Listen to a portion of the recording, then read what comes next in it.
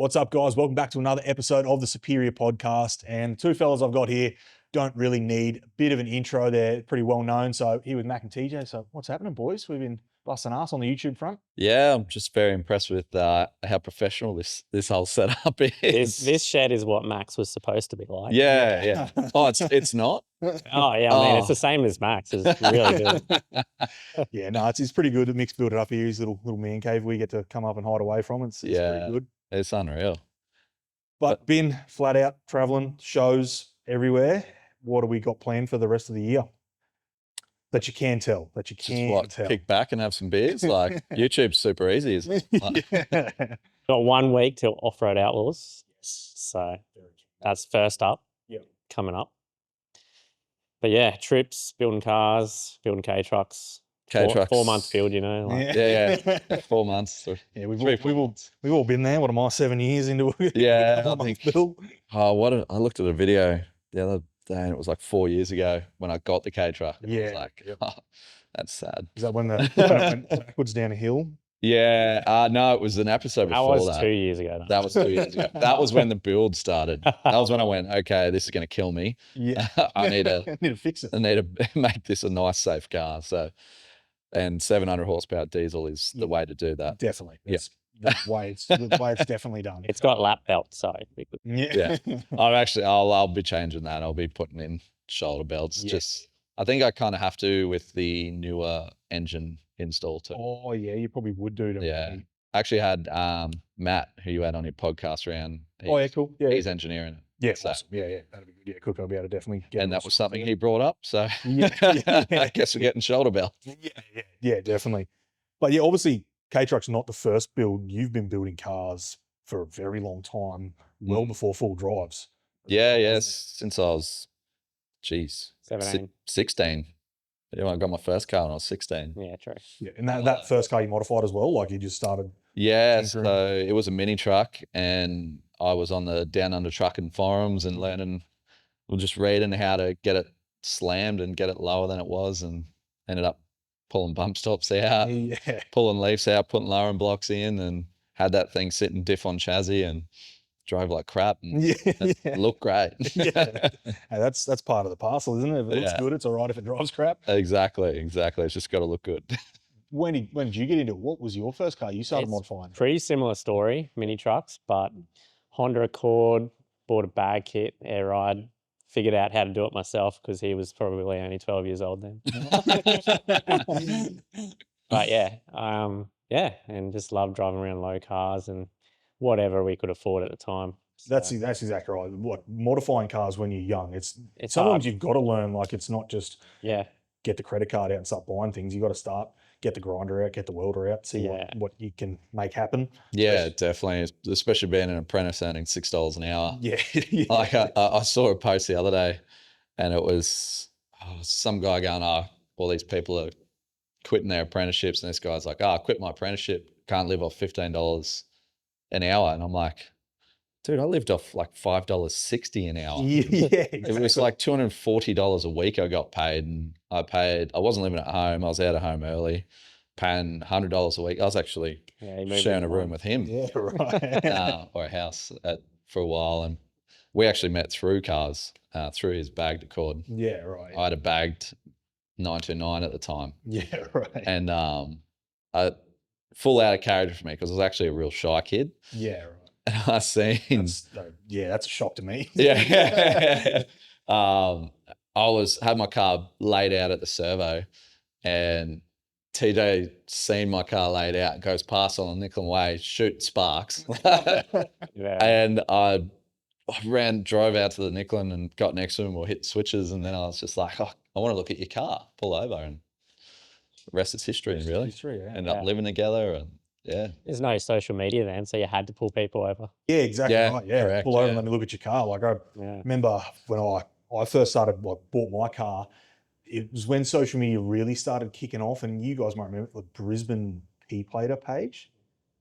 Nah. Massive. They used to do Glasshouse runs and dead set get like 85 cars of P-platers, and most people like in the full drive industry these days probably hear that and just like cringe. Yeah. But it was so good for us young guys that were just getting into full drive, meet other people that went on trips and that sort of thing, because it's what you had to do. Like you really couldn't just message anyone or anything back then. Yeah, you had to get in forum, chat to people, and that sort of thing. It was- all Well, it was those group forums. texts. It was boost cruising, Yeah. down under trucking, and the one you just brought up. Yeah, So, like boost cruising back in the day was the thing. man, it's dangerous. It's It the was. marketplace. It was marketplace because there was no Facebook Yeah. marketplace. No, yeah, you literally buy anything of their fish tanks. Like you put anything for sale on there, and that was like the first thing people offered you. Yeah. You want a push bike, I was on, like, you want to toilet for a fish tank? No. I'll swap you my toaster and push bike for your S13. Yeah, exactly. Like, Oh, that's a deal. yeah, people complain about crappy offers on Facebook Marketplace. Boost was way worse. I actually swapped a few cars through Boost Cruising. Yeah, Back yeah. in the day, I was. We all had that mate that would just keep swapping and then end up with like a Lamborghini at the end of it. Steve. Yeah. Steve always did well. Yeah. He had a few. He'd He turn had a a few Honda down Civic. ones, and then it would come back up He again. could turn a busted Honda Civic into like a new Mercedes in about 3 months. I reckon. It was wild. It was very impressive. Yeah, that's what. Yeah, one of my mates, Luke, he went through, I think, 5 cars before he even got his P's. Like he just started buying and swapping and like VLs and everything like that to just Yeah. just trade his way up. And like he'd have other people driving him around for him with him in Yeah. the passenger seat. And that's what happened back then. Everyone Yeah. swapped and bought and flipped cars for everything. And the car mates, and there used to be lap night every Thursday night. Yeah, yep. All the cars are out every Thursday night. Yeah, exactly. Sunny Coast and Well, that's what we're down here because obviously, yeah, you guys grew up Sunny Coast, like always been up there. Pretty much. most of it. Yeah. Yeah, most yeah. of it. That's what, like down here it was always Brendale skids and that sort of thing. And like, yeah, sometimes like those nights where it was just before Facebook and that sort of thing, you get like 600 cars to go out on a Thursday night to pull up at like Rick's Diner or something like that. I went through Rick's Diner once. Yeah. That's kind of close to town, isn't it? Yeah, that's right in the city virtually. Like Yeah. sort of area. Yes, Lutwich, Yeah, in that area. Yeah. Near Stafford. Yeah, somewhere. Okay. Yeah, I went through once in one of my bagged cars, and I just like drove through, cut a lap, hit some switches, drove off. Yeah. So it's way too many people here. I'm Yeah. getting out of here. But what from there, like what pushed you guys into full drives? Like, because you're killing it in the full drive front. What was The that? fact that we could start to afford them. Yeah, mainly probably. Yeah. Like, most of 'em. yeah, when Well, we, even then, my first one was $4,000. yeah. Yeah. My first one was, I think, $6,000. That was the Triton. Yeah, But but my once Sorry to hear. Oh, it hung a mean skid. It was a V6 petrol square body shape. Oh, right, yeah. It was sick. once you start to get them, you don't really care about the cars anymore. Yeah. Yeah, Four driving's, it gives so much more. Like, because you can have that. There's plenty of people in the four drive industry and that have show-worthy four drives, but the adventure side of it, where you can go in a full drive, yeah, for it sure. definitely opens up windows Ah, across and every platform to have fun.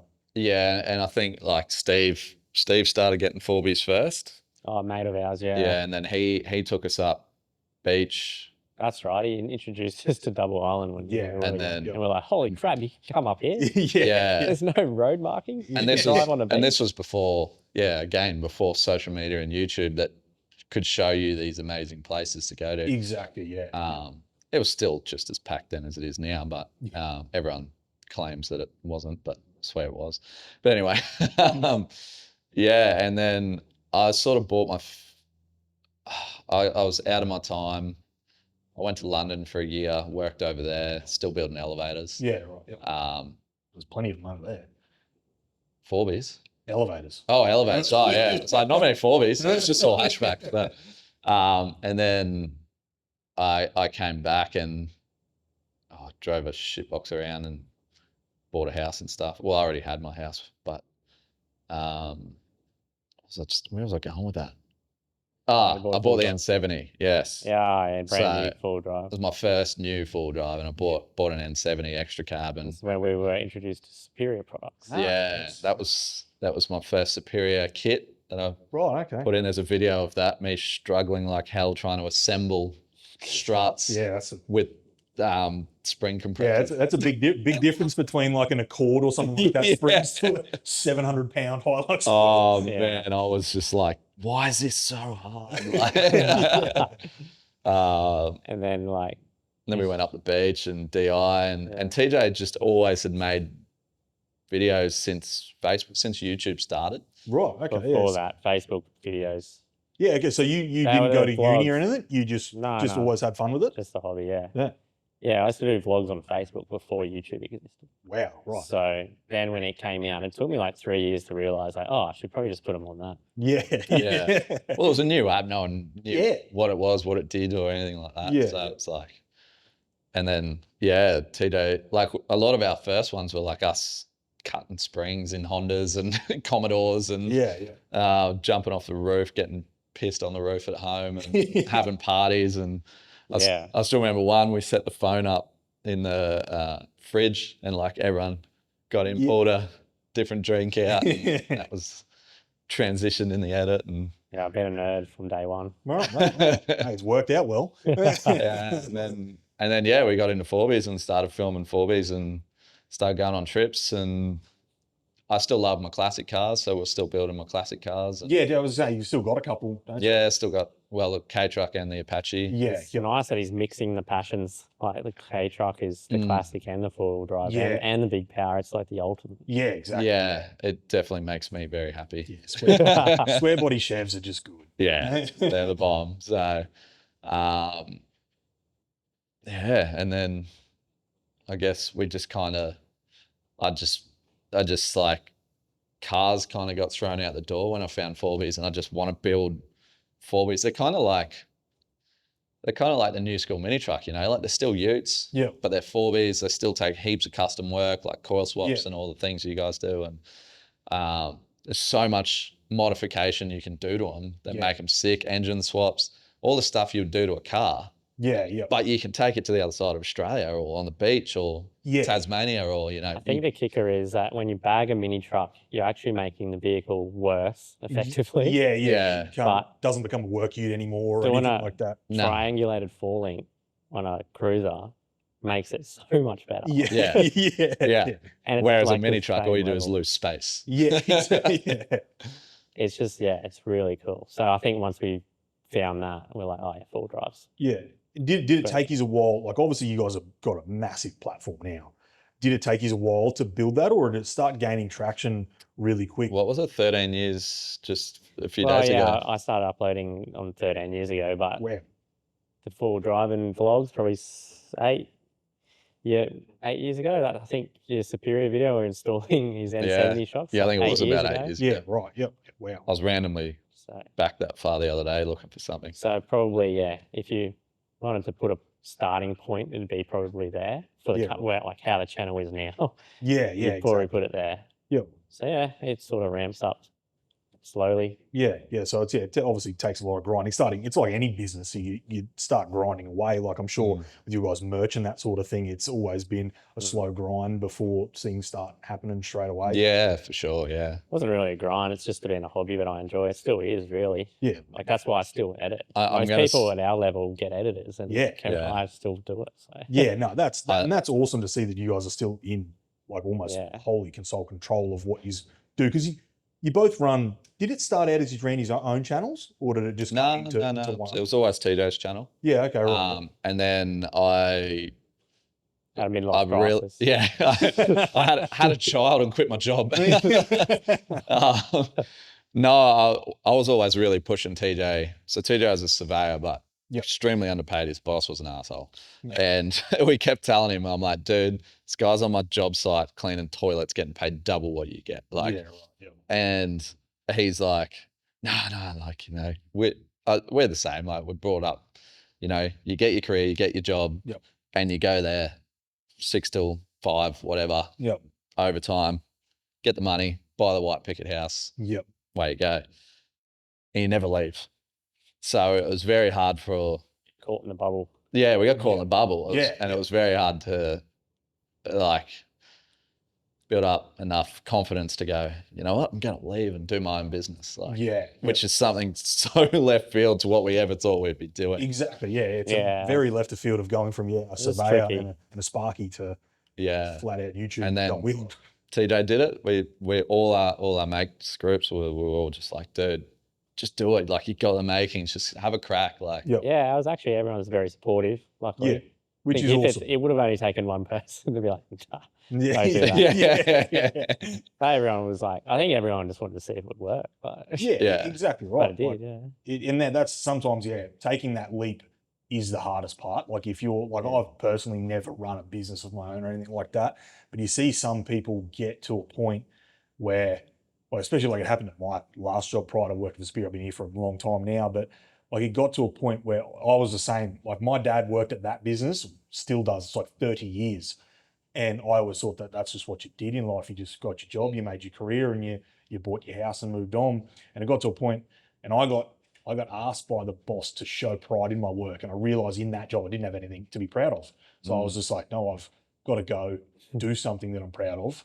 And that's where, and at the time, Superior had a job going, and I was like, full drives are sick. Yeah. I loved everything about it, and that's You're what building a comp truck too. yeah. Ultra full. We don't get into that conversation. That's just an ongoing nightmare for myself. Yeah. But yeah, you get into that point of, you think you're doing the right thing, and sometimes leaving and doing something else. Like I have a fantastic job. I get to talk to people like you guys and film stuff with cool ass products every day, and that's something I can be proud of. Where some like getting stuck in a rut can essentially hurt you in what you wanted to achieve in life, where you think it was the right thing, and then you jump out of that rut and realize that the grass is greener in a lot of places other than just doing what you think is that career move, I guess. Do you miss anything from it? No. Simple answer. But that's because I enjoy what I do. Yeah. If you were to do it, and I think if you're, it's important to mention, if you were to jump into something and then you realize you didn't enjoy it, and then you're just it's the same problem again. Yeah, you got to find what you want to do. So. Yeah, definitely. Yeah, you've got to push to where you think you're making the right move, and you know that you can make something out of it. For sure. Yeah.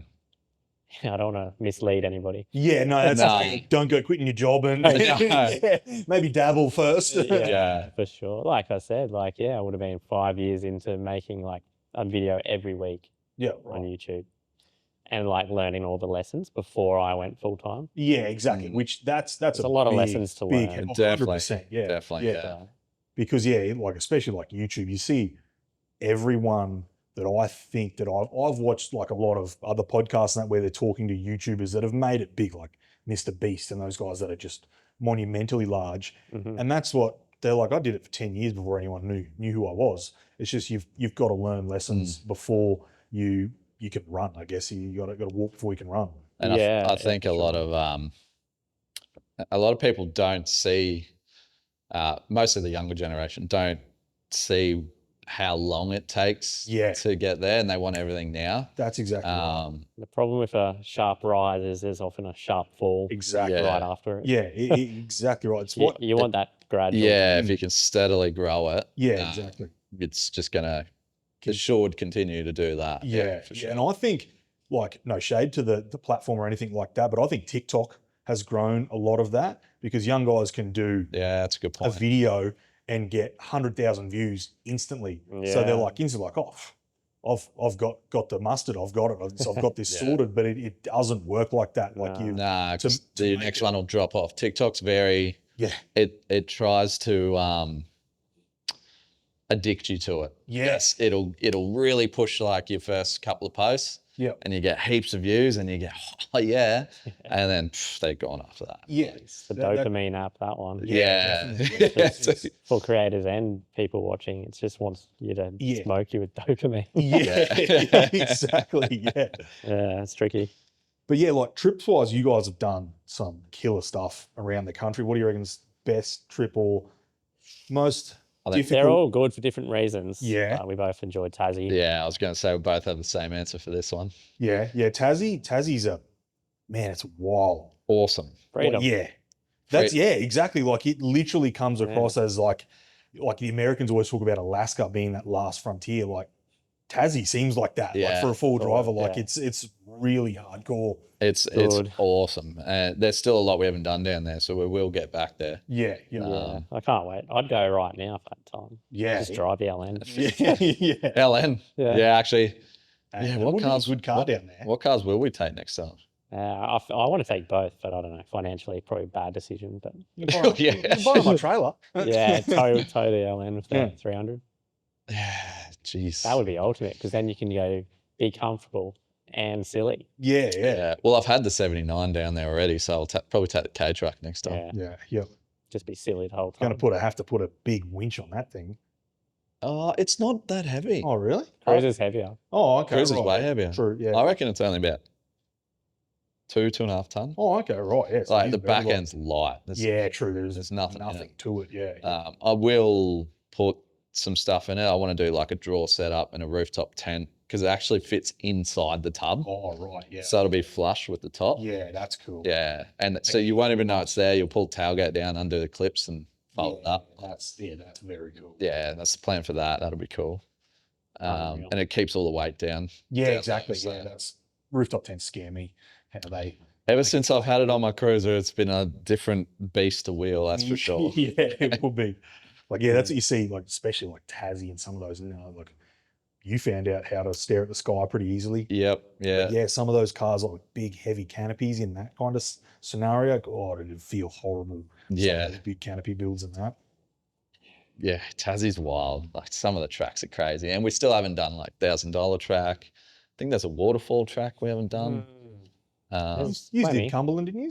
We did Cumberland. Big switchback. But we didn't. Half a Cumberland. I got to the switchback and then no one else wanted to come with. Okay. So I was about to have a crack at the switchback and I don't know, there was too many like cooks in the kitchen that day. Everyone's like, don't do it. And then I'm like, no, I want to do it. And then someone else was like, don't do it. And then I'm like, oh no, I've got a daughter at home. I'll come back down. We had the local boys from there telling us it's probably the worst they'd seen it at the time we were there. Not long after it collapsed and all the dirt came down. Yeah. And a lot of people are like starting to drive it. Like everyone that, like first time I ever saw it, and like obviously Tassie locals, they're probably like people have been driving it for years, but all of like the YouTubes and that I've seen were always like winching and dragging the front end around. Yeah, it was a winch job, yeah. Kistler and that went down, they drove it. I think Jesse had Tony from GME drive it. Timmy drove it. Yeah. It's definitely a cool A lot track, of guys driving it, yeah. But it's crazy.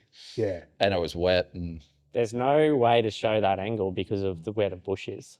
Yeah, okay. But it's like you're coming up a track like that and there's a switchback like that. Which also has an angle like that. Yeah. You can't explain it. You can't really explain it. It's like exactly. You can't see it at all, no matter how much you try to show it. So. Yeah, and it's that definitely looks like a cool track. But yeah, and then Simpson, like you, we built the 300 series for you, and it was 2 days straight into the mud. Yeah, well, it had 500 kilometers on it, I think. I left my house; it had 88 kilometers on it. Wow. Okay. Right. Yeah, and then when I got to the Simpson crossing at the start of the Simpson crossing, it had like 1,050 kilometers on it. Yeah, right. Yeah. It's like it was 1,000 kilometers basically to the start. To the start of low range, and then it was like 5 days of. Oh, you're not really low range in that thing, but it was just like desert. Like. Yeah, exactly. And it wasn't the desert we were expecting. No, it was flooded. There was so much green everywhere. It was like 2,000 meter bog hole. 2,000 meters of bog, yeah. And that's still like I've said it before to people. I still think it will be easily one of the heaviest contested videos to be the best footage you'll ever get of a 300 series off-road. Like through that mud hole, then when you're driving along one of the fence lines and you're giving it a hard time and jumping it and stuff like that. It's easily some of the best footage anyone's going to get of a 300 series because, it just comes down to 300 series demographic of who's buying them and what they're buying them to do, tow vans and that sort of thing. It's an interesting demographic. It's not my demographic at all. Yeah. So when I post stuff of it doing like a rock step the size of my house, people are like, "Oh, what an idiot!" And it's like that's what the cars are like. That's what they're capable of doing. It's not like that's what you can do in that car. Yeah, that's exactly. People don't realize how capable. No, that's it. Like when you took it up Watson's Road. Like I was like. Me, like I'm a GQ driver, so like me bashing up rock hills, but yeah, doing it at 300, I was like, well, that's ballsy, but like cruised up it, cruised it, loved it. Well, you unlocked that day, but it was the cruise. Yeah, someone bin it. Someone rolled it on its side. Who was that? Oh, me. But yeah, like I think that was awesome. Like to see it, like we built it, put the SSM in it, you took it home, and what did you just throw like a mattress in the back and head straight out there? Yeah, that's it. Mattress and clothes bag and a lot of cameras. Yeah. And it came back. It was a sick trip. It was a good trip. Nothing went wrong at all. It turned out about 2 months later, the alternator died. And it's because we literally couldn't, the ice blasting guy couldn't clean an alternator out. Yeah, exactly. Yeah. So I had to replace the alternator. Like, that's how muddy the car got. Oh, yeah. That's underneath it would have been a shit show. Like, I would have hated to clean it. Yeah, it's a lot. I would have paid someone to do that job instead of me doing it. When he went into the Flinders as well, like the Flinders, that looks like a really cool place to go. And probably some of the funniest YouTube footage I've ever seen. Freaking Poolie and the Alien Man. That is so good. Just like, cut it out. Look at this like, he's so good. I actually, sometimes you forget that a lot of younger kids and stuff watch with their parents and things like that. And at the full drive show, I had this little girl come up, so she's maybe like 8 years old or something, and she's like, "Oh, can I ask a question?" It's like, "Yeah, go for it." And she's like, "Oh, what happened to the aliens? Are they still out there, or like did they follow you home?" And I was like, "Oh God!" She actually thought the aliens were real. I was like, it didn't even click. Didn't even click. Yeah. And I was like, "No, it's okay. They're contained out there. They're all good. They're not going to get you. Don't stress." Really check the fences. Yeah, Poolie made sure them fences are sorted. So it's just cut it out, and then you give him like 300 mil of wire. Fix the fence. Forgot about that. Yeah, so that was pretty funny. Yeah, that kind of made my day that day. But that's what I think as well. Like with what you guys do in YouTube, it's not just like you guys like, this is my channel, we're doing this. Everyone from all walks of YouTube and that sort of thing, like you said, Poolie come on all the trips with his, Sam, the girls, like you always. A lot of smaller guys too, like Grouts 4x4 and exactly right. Like there's no local boys like Hayden. Exactly, Tyler and everything. Like there's I guess like. There's no point it'd be kind of a bad way to do business in the YouTube world of just going like, no, like I'm me and you go away. Like I think it's a way like you've built that community inside it all is freaking awesome. Yeah. I think it's important, I guess, to spread that message that nothing bad comes from helping someone else. Exactly. Whether it's a smaller YouTube, a bigger YouTube, or just someone who's never been wheeling and you go, hey, come out wheeling with us, we'll show you what to do, you know, like we had Scotty come up the beach just the other day because he wasn't confident in how his car would go off-road because he hasn't really been off-road. Taught him a few things and he loved it. Yeah, that's exactly right. And that's another thing that has always been, you've seen a lot of like, big YouTube channels and that sort of thing in Australia of, like full driving is not just I'm the man and I've got a big truck and you're shit. Like everyone makes jokes. Like I made a joke about you having a Triton. No way. That's just banter. Yeah, that's exactly right. It's just banter. Like no one's ever going to be like, you're not coming with me with your Triton. Like maybe if you're going to say like go, like back when they were hills, like if you're going to go do Big Red and Little Red or something like that, you'd be like, hey man, like maybe you don't want to bring the Triton or your MP300. I don't know. I've seen a Triton do Big Red pretty easily. Yeah, like one solid axle swap then coil. It was a comp Triton. Oh man, it was a Triton nonetheless. But like you had a Triton body on it. But you're not going to be like, hey, don't do it, man. You're not going to get through it. It's maybe like, hey, maybe don't do it because you might trash something. But you're never going to just say someone like, go away, man. Like you're not cool, bro. No, exactly right. Yeah, never. And some people do, and give them the finger and move on with life. Like it's obviously probably not someone that's worth hanging around if they're going to do that sort of thing. There's always going to be wankers in the world, but just gotta. And I think like a lot of the big channels they won't. Oh no, they won't help anyone. I've even had a big channel call me because I wanted to do something that related to one of their videos or something. It would have just helped them anyway, but it was like no. Yeah. You can't use our name at all in anything at all.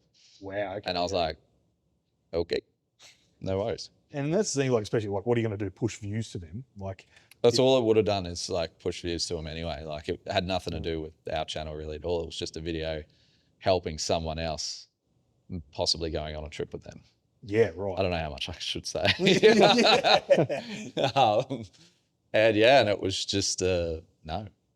No one's allowed to benefit from using their name, they said. So wow, yeah. So it's like dealing with Toyota, essentially. Like, yeah. Just, And I mean, hey, they're that big and they're a big business. Big corporate company sort of stuff. Yeah. That's it. No one in particular forcing that, but yeah, it's tricky. Yeah, that is sometimes when you get, especially you get into that corporate world, and some like obviously we're a Superior, we're a big business, but like we work with you guys and a whole bunch of influencers and that around the places.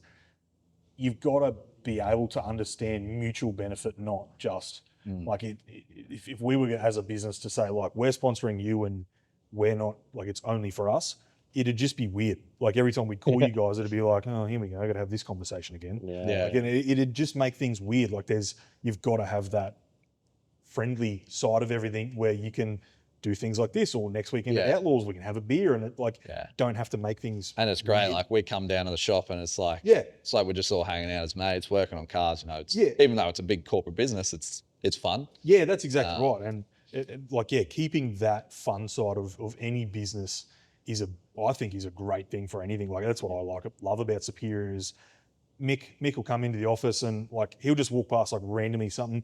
Like, got that shit box ready yet? Yeah. It's like, no. Mick's hilarious. It's so funny. Yeah, like it just, you got to have that banter around. Like it's like, if you get too corporate and he's always giving me shit. Yeah, that's it. And like that's what it's good. It makes it feel friendly and makes it where everyone's benefiting from us working together. So there's no point in trying to make it weird and corporate and that. You just have a yarn, have a laugh, like catch up at Outlaws next weekend and drink beers. Just it's good to have a chilled side of business. I think and being corporate all the time's King Chrome's very similar to Superior. Yeah. They're always down to just have fun and it's very relaxed and and the owners as well are a lot like Mick too. They're just super cruisy. That is great, and that's what we've been chatting to Tank a lot lately about his cruiser and that sort of thing. So keen to catch up with those guys again next week. They're racing at Outlaws. So. That's what Tank is racing this year. Yeah, Tank's racing this year. The one they built? No, he's got his own. Okay, right. Yeah, he's built his own one. So awesome. Jacko's in the Pro R. Yep. That he won the championship this year. Yeah, whenever it finished. Still be running. Well, it hasn't been Fink yet, so but he must have been last year. He won last year's championship. They won Fink as well, didn't they, in the UTV club? No, he broke down. Like most people broke down. Yeah. It was a brand new billet clutch that they put in for the race and it snapped. Oh, right. That's helpful. Yeah. It was pretty devo. And look at it and it's like, sure that's billet. Like it's kind of like air holy. Yeah. Like as if it was cast. Yeah. Aluminium. So that was interesting. Yeah. But nah, he's fast. He's very fast. Definitely, It's going to be great to watch him race his dad. This year because his dad is friggin' fast. Oh yeah, man! Last year Simon was so funny. Like I can't remember what stage it was. Simon Evans for Sorry, so Simon Evans, and Australian rally legend. Yeah, Australian rally legend from around the sport. From back when the rally days were signing posters. Yeah, exactly. Girls throwing themselves at you. Back when you used to play Colin McRae Rally on PlayStation. Yeah, exactly right. Him, back when like there's, I think Eden was showing us photos. Peak motorsport. Sitting on the bonnet of the thing, like waiting for a stage. There's no sitting in air-cooled tents and that. It was just Simon sitting there on the bonnet of the car, waiting for his staging time and stuff like that. Yeah. But like last year. Proper old school. But then last year at Outlaws, it was like, the 6-hour enduro's on today. So you guys race, and Jacko. It's like, did you not go out there, Simon? He's like, I won the race today. What? He's like, raced to the most beers drank. He's like, I'm not sitting in the car for 6 hours. He actually won the hot lap comp. He did, that's right. With a flat front tyre. Yeah, that's right, And he goes, you don't need the front tyres if you're never on them. He just held it flat and kept the weight on the back. No dramas. What an animal, eh? And he was through the fastest time down. Yeah. It was crazy. This year's side-by-sides, I think, are going to dominate. The way that the track is built and that, the Ultra 4 cars, say if we look at Jet Racing and the IFS car and that sort of thing, they're going to do well. I just see the side-by-sides really kicking ass. I think it's going to be, because of just difference in property, it's a lot more flat country, even though there is a lot of rocks and everything included there was last year. I just think, the side-by-sides are going to to really kick ass. It's going to be a fun one to watch. I reckon me and Eden would have done well last year if we didn't punt the radiator in. Yeah, exactly. Yeah. There's just this bloody Ultra 4 in front of us. On the siren, in his side mirror, he cut us off and said, righto, give him a bump. Smashed him up the rear. He got squirmy, went to the side, we pinned around him, got to the rock stage, over temp. Eden's car's looking good this year. It's on some 35-inch treps and... Yeah, Loz from LCS, 4x4s, built a full exo cage on it now. So she's ready to hit people. Oh, yeah, we're going to smash it. As long as she keeps it on the wheels. As long as we don't roll, but we didn't roll last year. She's definitely known for rolling in normal racing. Yeah. But I don't know. Maybe it's just the Navi. But yeah, I'm looking forward to it. It's going to be a fun weekend. Like I'm just going to be up there filming and cruising around, having a beer with everyone because I can't build cars and get ready for races. But yeah, it's going to be a fun weekend. I think be really cool to see what the Blinkos off-road road guys and that have pushed with the track. Like there's a proper short course with like 100-meter berms, proper rollers, whoops, everything. It's going to be very good. And I think you guys on the side-by-sides are going to have a lot of fun on the track and do very well. Should be good. Yeah, yep. But yeah, like, what do you reckon the worst modification you've ever done to a car is? LED whip. That's fair. I took it back off. I think it was on my Ranger. I had it for a little bit. LED whip. Yeah. Remember when Outback Equipment brought them out? Oh, yeah. And they were like, hey, can you run an LED whip? And I went, okay. They blew up big, didn't they? And obviously, like an LED whip, for those that don't realise what they were actually designed for, was sand cars in America driving through the sand dunes at night. Yeah. Is where I guess that makes sense, yeah. Yeah. So that's essentially, they were a flagpole, then at night. Yeah, and then Buggy Whip made essentially the light ones, because night ride, like UTV night rides and that, like at Glamis and that for New Year's weekend, it's huge. Obviously, you need to be able to see your whip. So they made the LED ones, and then it just became a GQ thing. Don't get me wrong, they're fun on the sand at night and stuff, but it's just the most pointless in Australia. Most pointless ever. Exactly. Maybe in the Simo Desert it'd be all right, because you got to have the flagpole anyway. Are you allowed to drive at night in the Simpson? I'm sure, actually. Yeah. I actually can't answer that. I was about to say we should have done that at night with the Simo. Maybe not. Yeah, kind of hard to film at night. Can't see much. I'm pretty sure you're allowed to. It's a desert. I didn't see a rule against it, but I didn't read that pamphlet that they gave me. That was 10,000 pages long. We just paid the money and went. Yeah, exactly. It's expensive too. Yeah, I guess when we crossed it, you'd think, because one of the cars that was with us, it was a Grande Prado, and it punctured an airbag because they're air ride rear. So they drove the entire Simpson from virtually Dalhousie Springs back to Birdsville on bump stop. And they just said they just drove the entire time. So I assume, you are probably allowed them. Someone might let us know in the comments if you're allowed to drive at night. But buggy whips are definitely. I mean, it's not like there's really anyone out there to tell you not to. Exactly right. Yeah, it's probably more of a safety thing. Like exactly right. Yeah. Maybe be careful driving at night, because you can't see. No, you can't. Unless you got a lead whip. Yeah. Like those dunes, they're one way, most of them. Yeah. If you're coming up here and someone else is driving at night, you're going to smack into it. Yeah. You won't see them. And some of the dunes, like when we crossed it, some of them were so straight cut over the edge of it. And it could be the fact that the main track went up there, but then people have driven around it. Some of them we drove over, like I was a lot younger when I was a kid, but hang on, Jesus Christ. Like some of them were like pretty, I don't know if my dad was just being a pain in the neck and driving where he wanted to have fun, but some of them was pretty gnarly to drop over. And at night, you're not going to see that. You may miss the right track and end up on your road shit. Yeah. For sure. But what you still surf? Try to. I don't have a lot of time now with dad life and work life. And is there many places to go that like you would full drive, like apart from obviously DI, like a lot of people go full driving up there to go surfing, like up near the lighthouse and that. Is there many places you'd go full driving in Australia to get to surf? South Australia. Yeah, but you don't really want to surf down there. Yeah, scary. It's too scary. Too many sharks down there. There's definitely some great surf down there. WA's got some amazing surf too. Where very you true. Yeah. have to full drive to get to a lot of surf spots there. Yeah, we've got DI. I probably wouldn't surf Fraser. Yeah, no, I don't think anyone. Too many sharks again. Yeah. New South Wales has some cool beaches that you can full right. drive to surf, but most of the like points and stuff in New South Wales are sort of built up, so you can drive on the roads there. But great for van touring and stuff like that down definitely, there. Yeah, we actually did a van tour in two of my mates in their vans, and I was in my Ranger. Yeah, right. Yep. And with the canopy, and I was sleeping in the back. Yeah, it was extra cab. Yep.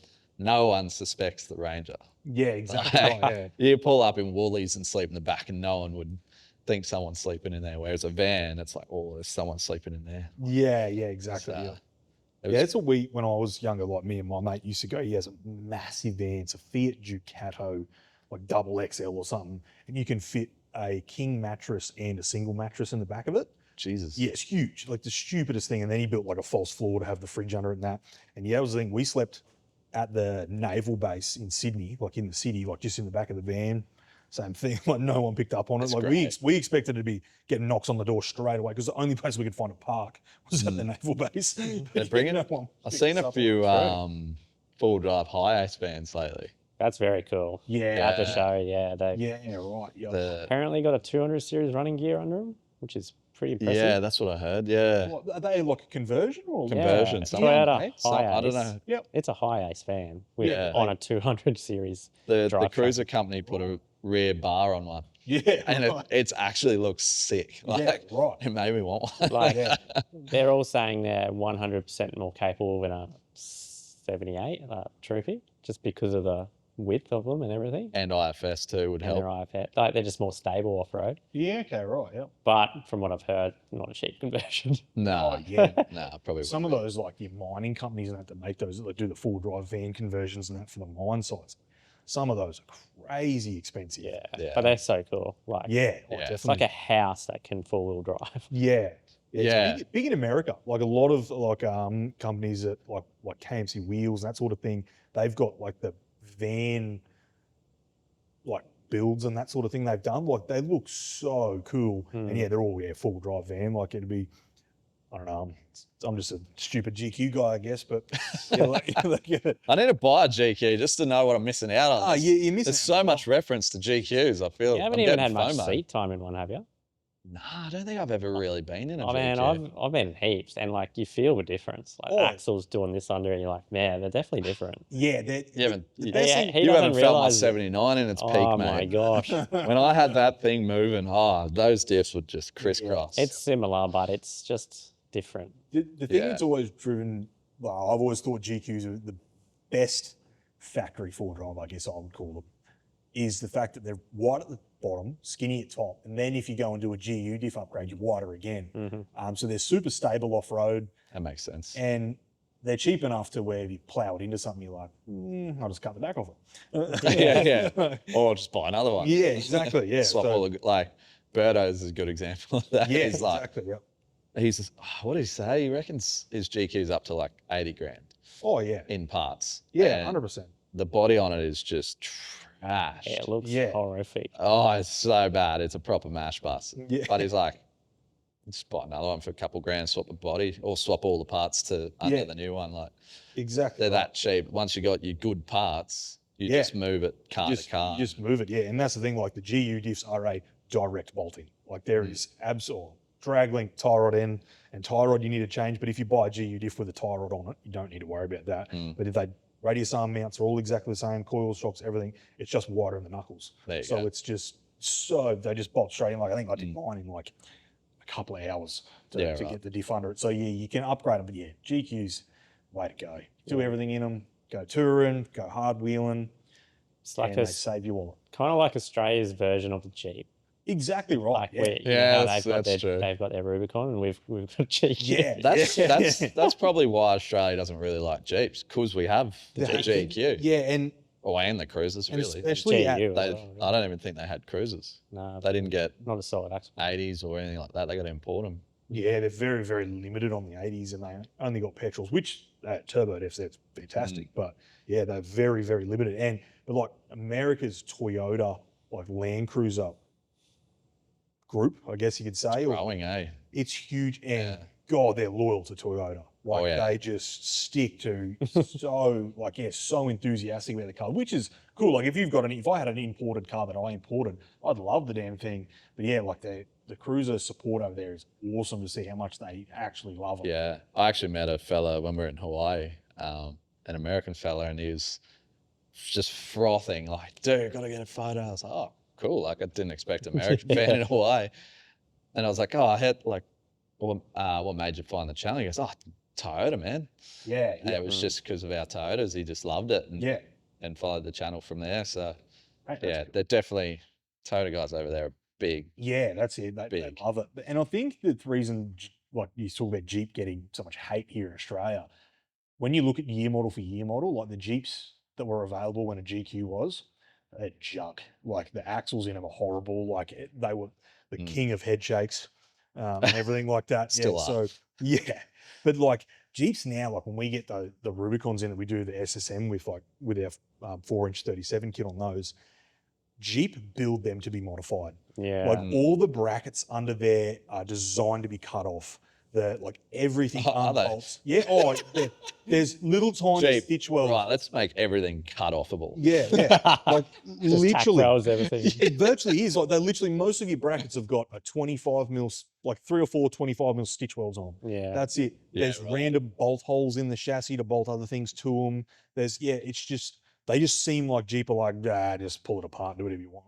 Like there's just like, we'll provide you the platform and make billions from it, but whatever you do with the platform, we don't care. Yeah. Like everything comes off them. Like you can get, like electronics wise, like everything that we have in Australia, because we work off the Euro classifications, all the computer systems are locked down. Like you cannot, the newer the cars come out, the harder the electronic systems in it become to be able to modify.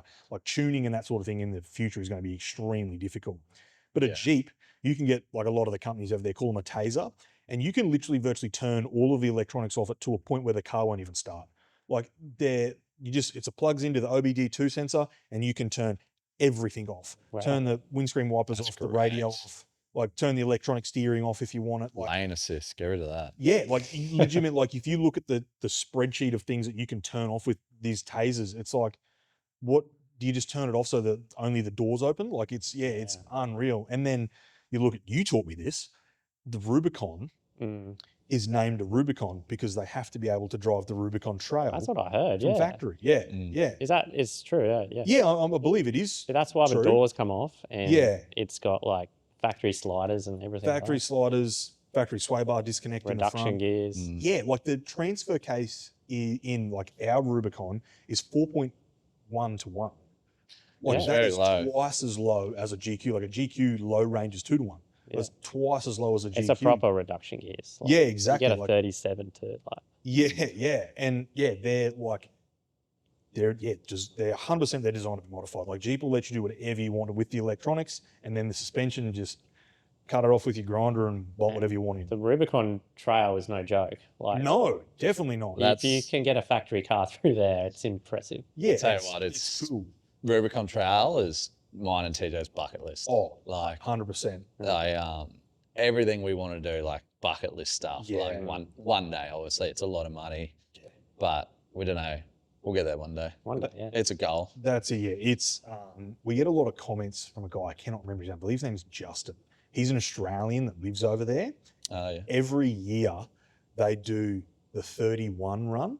So all these guys have rock buggies, Ultra 4 cars, everything like that. They put 31s on them and go and drive the Rubicon Trail on 31-inch tires. That's pretty funny. It is so cool what they do. Like they're just like all these wild cars with 800 horsepower LSs, trailing arms, bypass shocks, everything.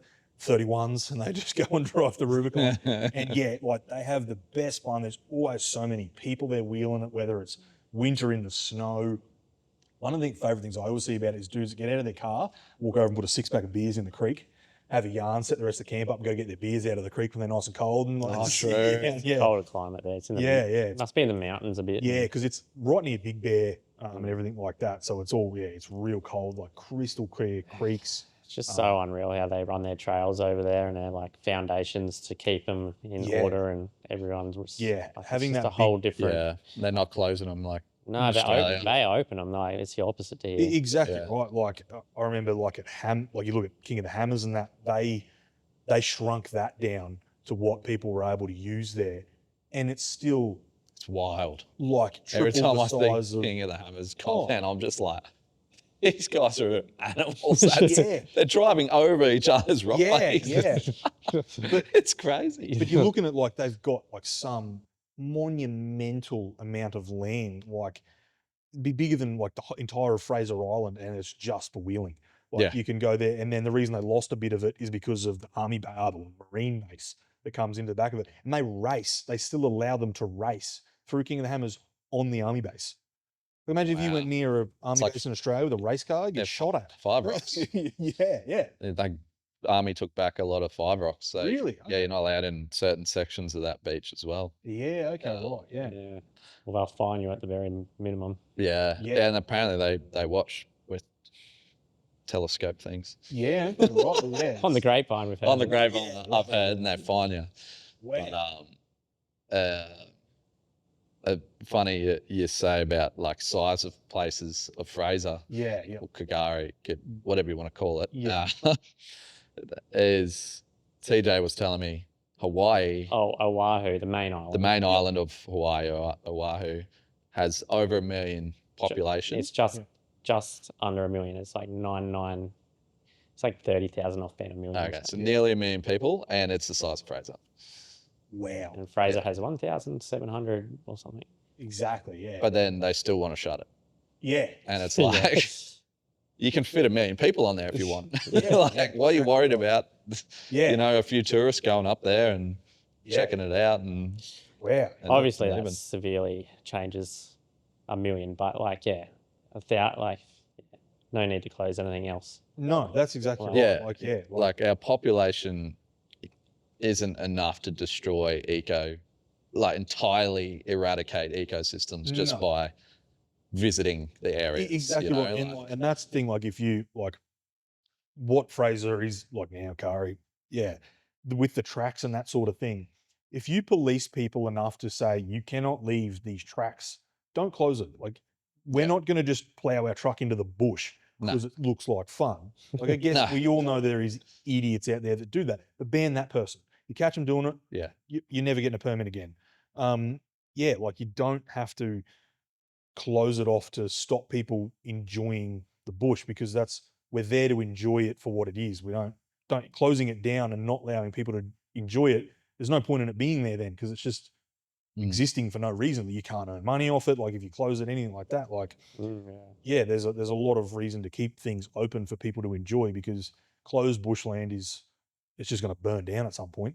I believe so. Yeah. Well, that's it. Nature's going to destroy it anyway. It's either going to burn down, or cyclone swell's going to come and eradicate the beach and everything in it. And Well, it does anyway. it does. Like, no matter what, nature's going to do more damage than 100%. than us. And even the rubbish thing, like, we obviously go to a lot of campsites and things now and camp areas, and it's good.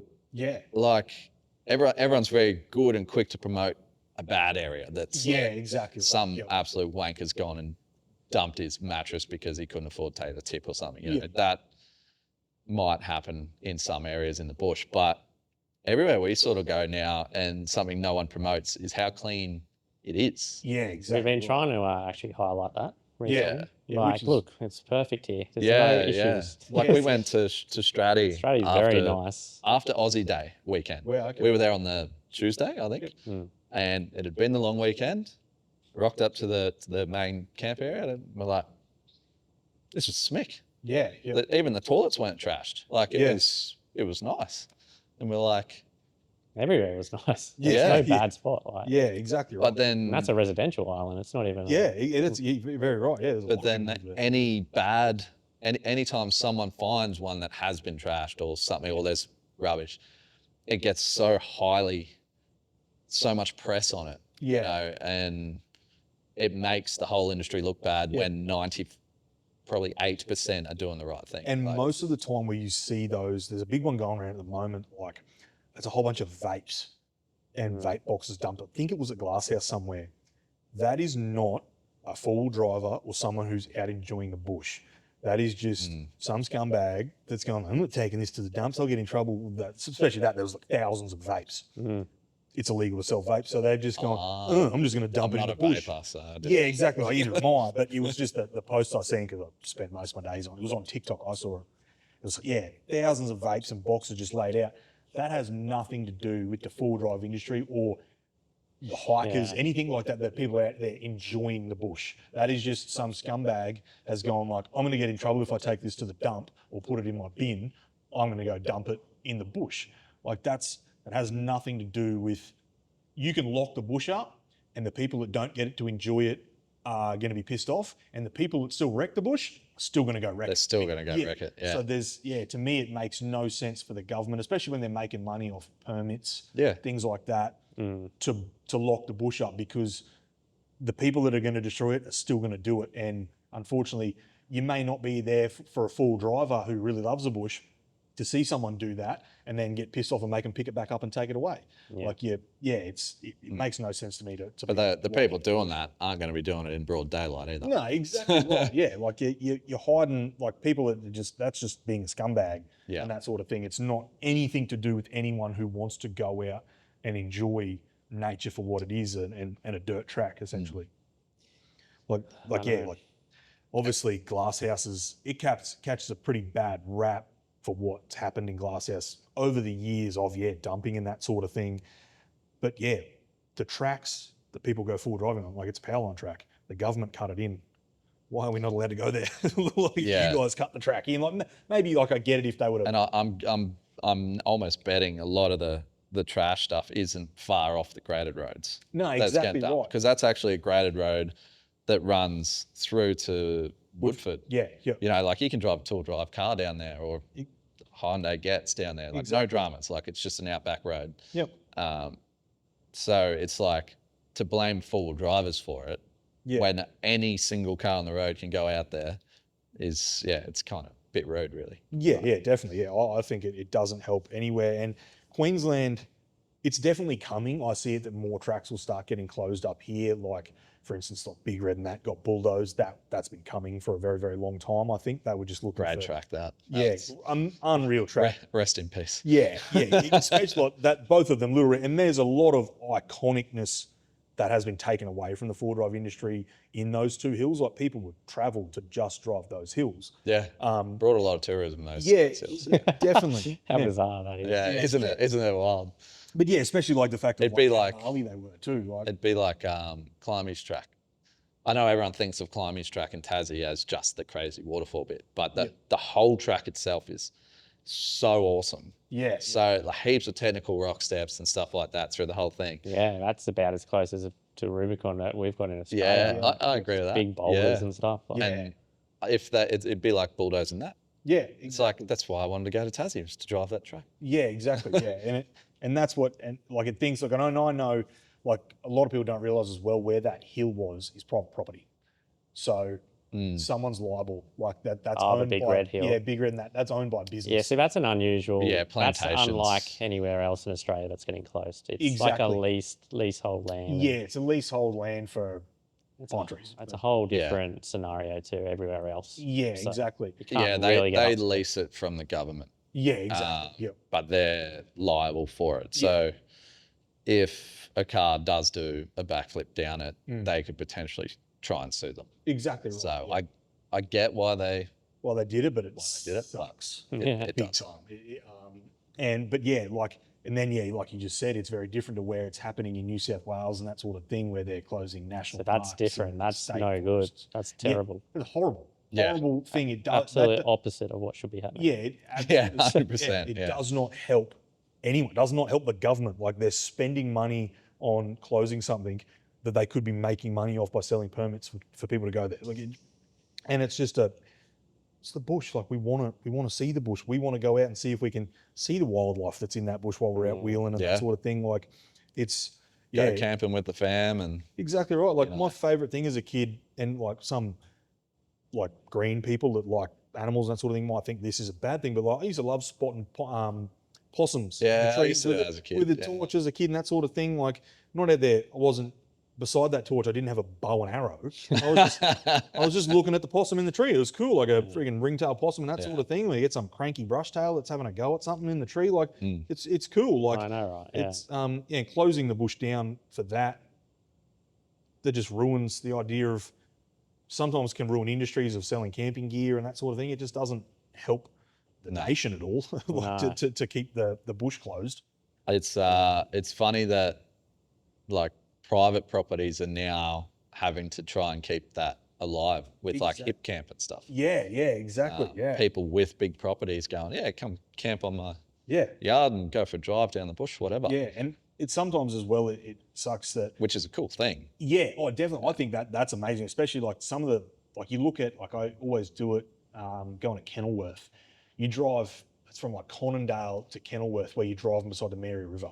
And always along there, you see people camping along the river. Yeah. The fact that there's private property owners out there that are willing to do that, I think is amazing, because it keeps that sort of going camping and that lifestyle alive. Yeah. But again, like, it shouldn't be up to them to have to do that. It shouldn't be their just problem. Stop placing national parks, or stop making national parks, keep them state forests. Yeah, exactly right. Whatever wording you've got to use to keep them open, just do it. Yeah, exactly. To me, it makes no benefit for anyone to close the bush for us, because it's awesome. We want to enjoy it. And they'll start closing beaches next. Yep. There's already bloody people. I've seen this one article about protecting the beach or whatever. They're like stopping full drives on beach. Yep. He's wearing pearl earrings. Yeah. I'm like, but he's talking about like protecting, like the little crabs that are in the sand, the little tiny beach crabs that just burrow down anyway. That he just drove to in a full drive to talk about. Wearing pearl earrings. Oh, wow. It's like, like taking some he probably ocean. Probably went home and had a seafood basket, Like, I was like, mate, a few full drives on the beach isn't going to destroy ecosystems. Yeah. Like it's definitely not going to eradicate them, put it that way. No, exactly right. Yeah. And like, I guess there is some beaches, like I say, like if turtles nest on the beach, maybe say, hey, don't drive here, because 100% shut it during turtle season, whatever. Like people understand that. They'll be like, oh. Yeah, okay, like I get, can understand that, but just saying like, nah, you left too many wheel tracks down where the sand, where the water comes in and washes them away. It makes no sense. Yeah.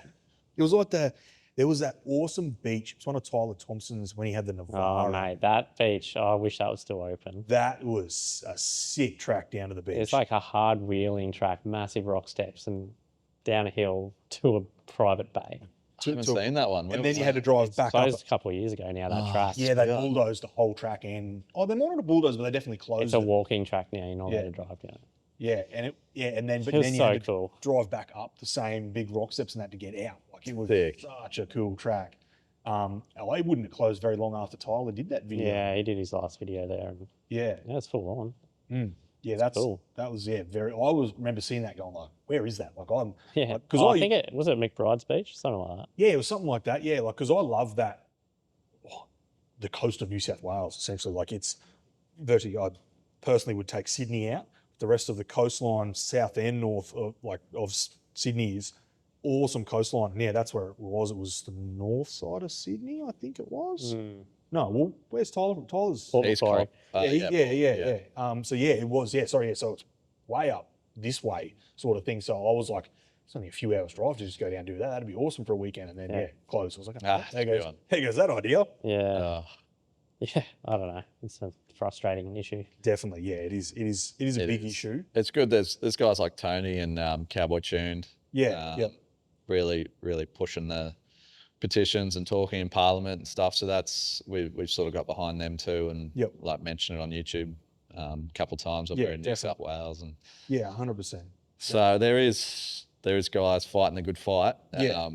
So we'll just have to see where it goes, I guess. And fingers crossed. That's it. Fingers crossed where it gets to stay open, so our kids can go and enjoy it once they get to the age. Like it's definitely a hard talking point that everyone's sort of getting behind. But so how does it affect you guys with what you're planning? Like does it affect, like if something comes up as a closure, does that ruin your guys' plan for, say, the year if you've got a tracks booked to go travel to New South Wales or Vic or anything like that? Does it? Well, like I would have gone to that beach we were just talking about. Yeah. Yep. But I can't now. Yeah, exactly. Nah. Yep. Unless you want to see a video of us walking down there. Yeah, exactly. Yeah. And I mean, also, we're definitely not, we don't know every single track in Australia. Like we kind of, when we adventure somewhere, we're usually finding it for the first time as well. Yeah. Which is cool because we usually tee up with some local YouTubers or Instagrammers or, somebody who knows. Somebody who knows the area and can show us some cool stuff,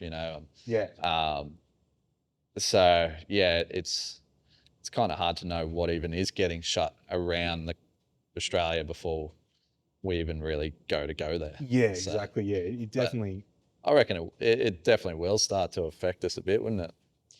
Yeah, if anything happens to the islands, Yeah, like our local spots will be, Yeah, that's the hardest thing. If they were to block Fraser off, I don't know, like across like with you guys and that sort of thing, how much money that Fraser coast would lose. Like massive it would amounts, be multi-millions of dollars a year that would just get pulled straight out of there. Potentially, it would be. And I heard they're potentially trying to shut the west side.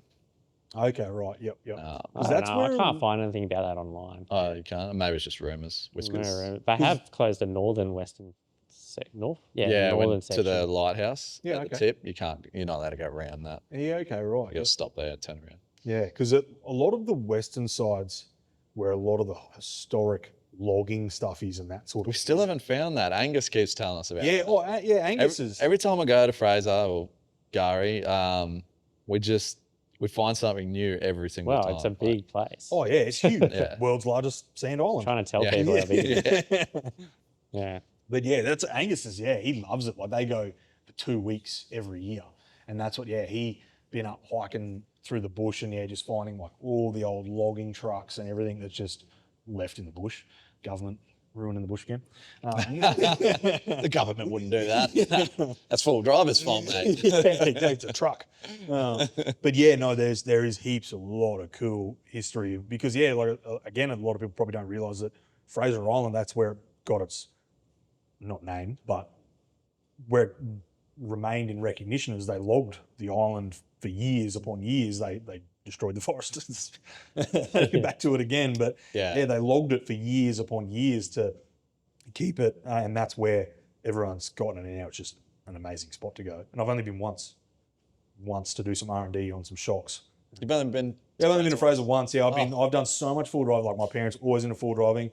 Before I got my license, I'd been to DI once, and I'd never been to Fraser. I went to Fraser, I think about a year ago now. It was the first time, and we're there for a day. What a tease. We left home at 3 a.m. You need way more than a day to do Fraser. Oh yeah, like we went to the Morton. You can do it in a weekend. Yeah, Morton.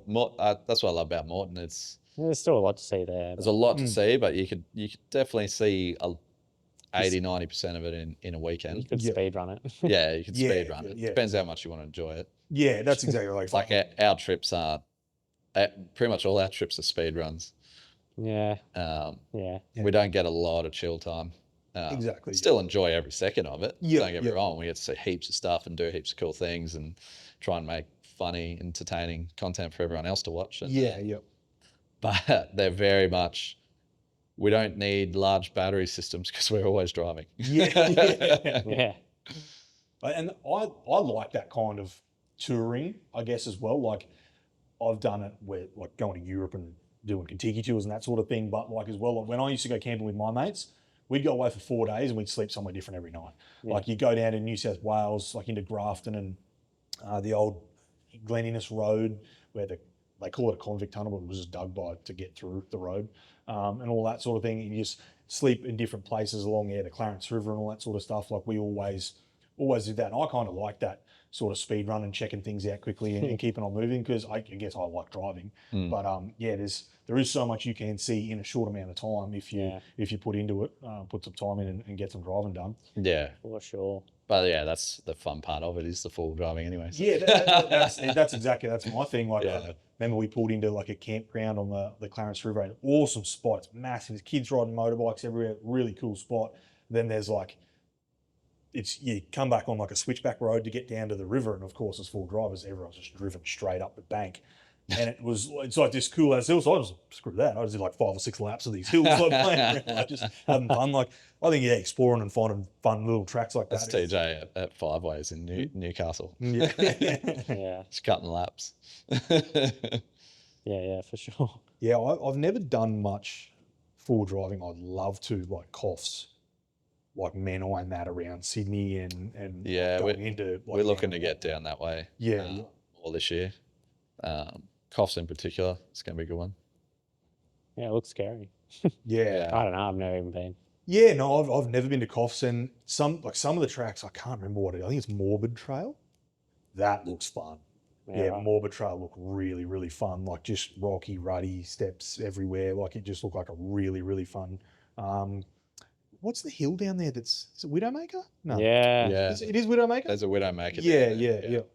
Yeah. That's that looks fun. Looks like cool. But apparently it's like this gnarly hill up top, and then it's like a road at the top. Yeah. And you just follow it back around like on the road. I think what's the gnarly part about it is how wide it is. Yeah. So like if you roll, you're not just leaning on a bank. Yeah, You're exactly. literally tumbling the whole way back down. So and there's a lot of videos on YouTube of that. Yeah, oh definitely. Yeah, there's a few Yeah, I've seen that. cars. Speaking of rolling, some YouTube out there is, I don't know, he loves to like, I don't know, he's real negative about everything. But anyway, he brought my rolling situation up when I rolled my cruiser. When you lent it on its side. When I lent it on side, yeah. And was like, oh, you know, posting for clicks.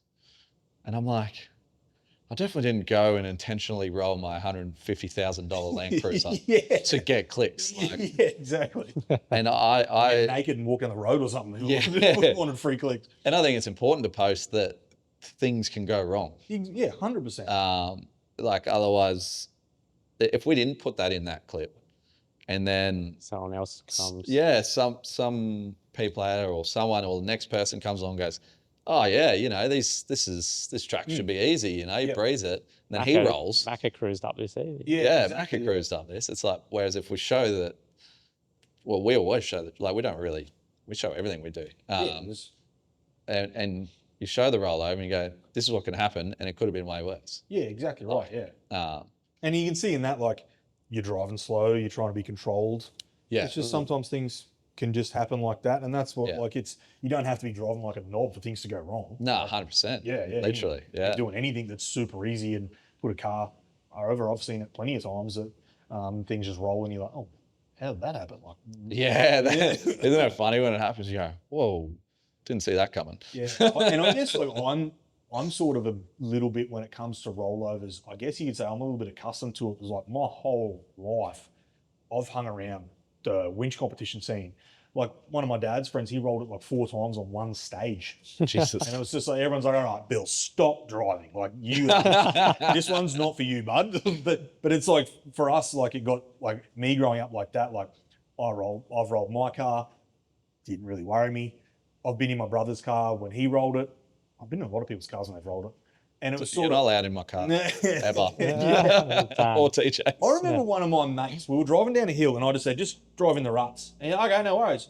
I was like, man, I said in the ruts, like don't drive up the bank. It's just like, what are you doing? Yeah, and I think you got to show that because it can happen. Yeah, that's exactly right. Like it could just be something goes wrong. I think it's important. So yeah, like I remember when we were a kid at, well, it's now Swan Gully, but it used to be called City View back then. We're driving down a hill and one of my dad's friends, she bent a drag link on a patrol on one rock step and got to the next one, and the car just turned and went to, and it was a big hill. And it was just like, she was like, what's happening to me? Like, why is this going wrong? And then we're like, oh, you got a bent drag link. So it was anchor her car, pull her drag link out, go to the car down the bottom of the hill, pull the drag link out, put it in, get her car so she could drive back down and then straighten hers back out and drive home. But it's something like that. You don't know that there's a broken part under your car and it can go south very, very quickly. Yeah, spot on, spot on. Yeah, true. It actually happened on one of the trips Tanko was on from King Chrome. Yeah. One of the cars got caught up on a tree, bent same thing, bent a tire and then was driving and then driving sort of away from it, and it just turned the car down the bank and it like rolled.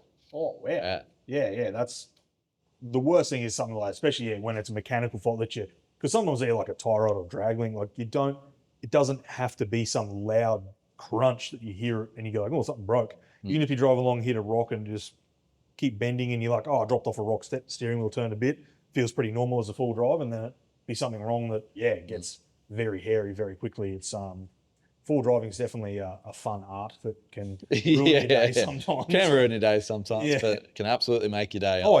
That's the best part about it. I think like and you can also, everything's mild to wild. You can pick your adventure. If you want to go tame, you can go tame. If you want to go wild, you can go wild. That is the best thing about it. Like I've had a lot of different cars over the years, like from a stock patrol to heavily modified, and I'm not going to take the stock patrol to what I do in my other car on 37s. Like it's just not going to do that. There's no point in costing myself that money in broken stuff. Yeah, correct. I can just park it up and take the other one and then go and drive big red, little red, and have like fun I wouldn't take the 60 up big red. No, exactly right.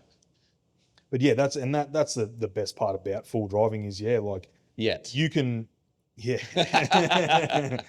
can be someone that is just into full driving for the adventure of going and seeing new places, and you can do that all day and have the ultimate enjoyment. And never in your life do you have to be like, I'm driving up that hill, and you can have the best fun in your life. Or you can be someone like me that just want, like, I live for the hardcore side of full driving. I love the adrenaline of driving up something, shitting your pants, thinking, this doesn't feel that good.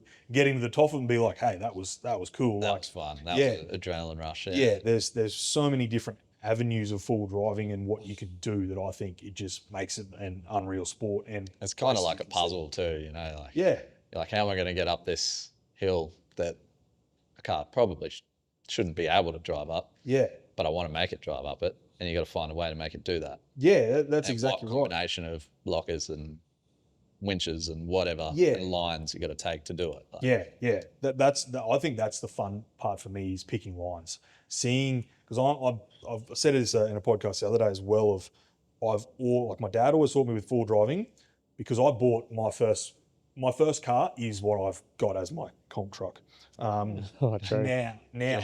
So it was always twin locked, big suspension, that sort of thing. So I never really learned how to drive in a stock car. So my old man's theory was, don't turn the lockers on. Just drive and turn the lockers on once you get stuck.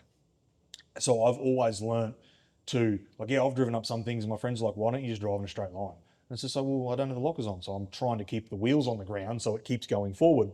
I've always... the Americans are like that. They just let it drive it unlocked first. And exactly. We're just pussies, TJ? Well, I must admit, I use them all the time. But that's the thing, it's a different though. I don't turn my rear one off. It's a... Except on the road, obviously. Yeah, it's a GQ. So some cars, if they don't have big flex and that sort of thing, they can't do that. Like a 300. You probably turning the lockers on is probably the safest way. But me, I've always learned that if I can get up there unlocked, I can again do the next track that's harder. So it's always just been that progression to me to see how far I can go. And then, but now coming into having as a race car, full spool front and rear, hydro steer, it's just gonna be locked all the time. It's gonna be horrible to drive, but it's 100% locked, because in a race, I don't want to get stuck. I don't want to be.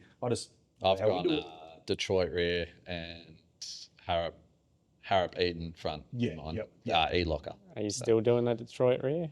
Yep. Detroit rear.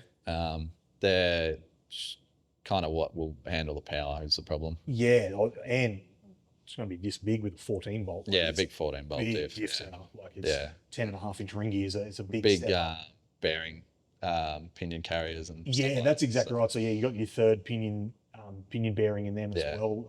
So that stops 14 bolts the best diff ever. Oh yeah. Compared to if you're going to spend $1 million on a 9-inch, a 14 bolt is in my opinion, the best off the shelf car diff that's come in a factory car. It's 14 bolt and the 9-inch. You can't. Exactly right. And even a 9-inch, when you get into it, like you say, you look at Mick's Ultra 4 car, it's got 9-inch diffs in it, but they're all 10-inch ring gears. Yeah, they're they're actually all 10-inch, custom casings, everything like that. So like the trophy trucks, all those trophy trucks are all 9-inch, but they're actually 10-inch centers and everything done to and them. that's exactly right. And then you look at like a 14 bolt, it's a 10.5-inch ring gear with all the benefits of a 9-inch. Virtually the only thing it doesn't have like of a race 9-inch would be a load bolt to stop the gear set walking. Mine's got that.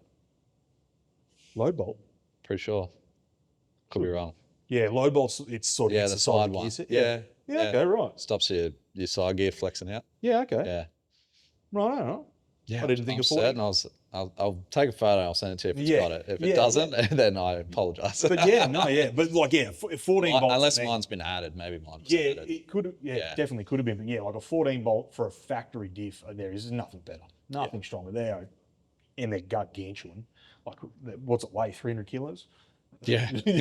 Especially with the truss that Durry welded onto it. Josh Durry, he's talented Fabby. Yeah, definitely. Yeah, he's built some pretty cool stuff. But yeah, they're the axle combo you've got in that thing's definitely suited to the power of it. Is definitely a necessary evil and a necessary cost, I should say. Yeah, exactly. I think I'm at 13-14 grand just in those two diffs, front and rear. So yeah, that kind of sucked. It does, but it's going to be a cool car at the end of it. And what torque is the motor making? Like, it would be when it's on the big tune, it'll be 1,800 to 2,000 newton meters. So like, you need a big drive line, or it's just gonna. Well, look how many cruiser diff centers you've been through. Hey, they were all 4:8 ratios. They weren't actually Toyota gears. Oh right, what? No, they were nitro nitros. gears kept breaking. Ah, it was a nitro. Okay, right. Yep. And I thought the first one that broke, I just thought, oh, maybe it's installed wrong by the diff guy. Yep. Second one, Poolie built and 2 spec, filmed it, everything. Like there's no way it was ever built wrong. Blew that one up. Yeah. And it was shearing teeth. Yeah. So it was just pulling the teeth off it. It just smashing the teeth off. Was it lower the ratio when you higher number? Anyway, the higher number ratio, so the 4/8, the smaller the pinion gets, the less teeth contact. Exactly, yeah. So it does get weaker. Yeah. But you're supposed to do it because it becomes nicer on your driveline to turn the bigger tires, and it becomes this big circle of, are you doing the right thing? And then now I've just gone back to stock 3.9 Toyotas so that if I blow them out in the bush, I can buy another center and slap it in. Yeah, exactly. And still have 4-drive, because that was an issue on the Flinders trip. And haven't had a problem since. It's been fine. You had to change to a 4.1 in the rear or something like that? 3.9. 3.9, okay. Stock. Dead stock 79. Yep. With a Harrop locker in it. Yeah, okay. Yep. Yeah. And the fronts just suck. We don't talk about the fronts. Oh, Toyota. Toyota front diffs are no good. Freaking. But the rears are actually bigger than a Patrol. Yeah, they're 9.5. What's it? Patrol's at 8.7. Yeah, something like that. Yeah, something like that. Yeah. So in theory, a Toyota rear diff should be stronger than a Patrol. But they're not, because they're Toyota.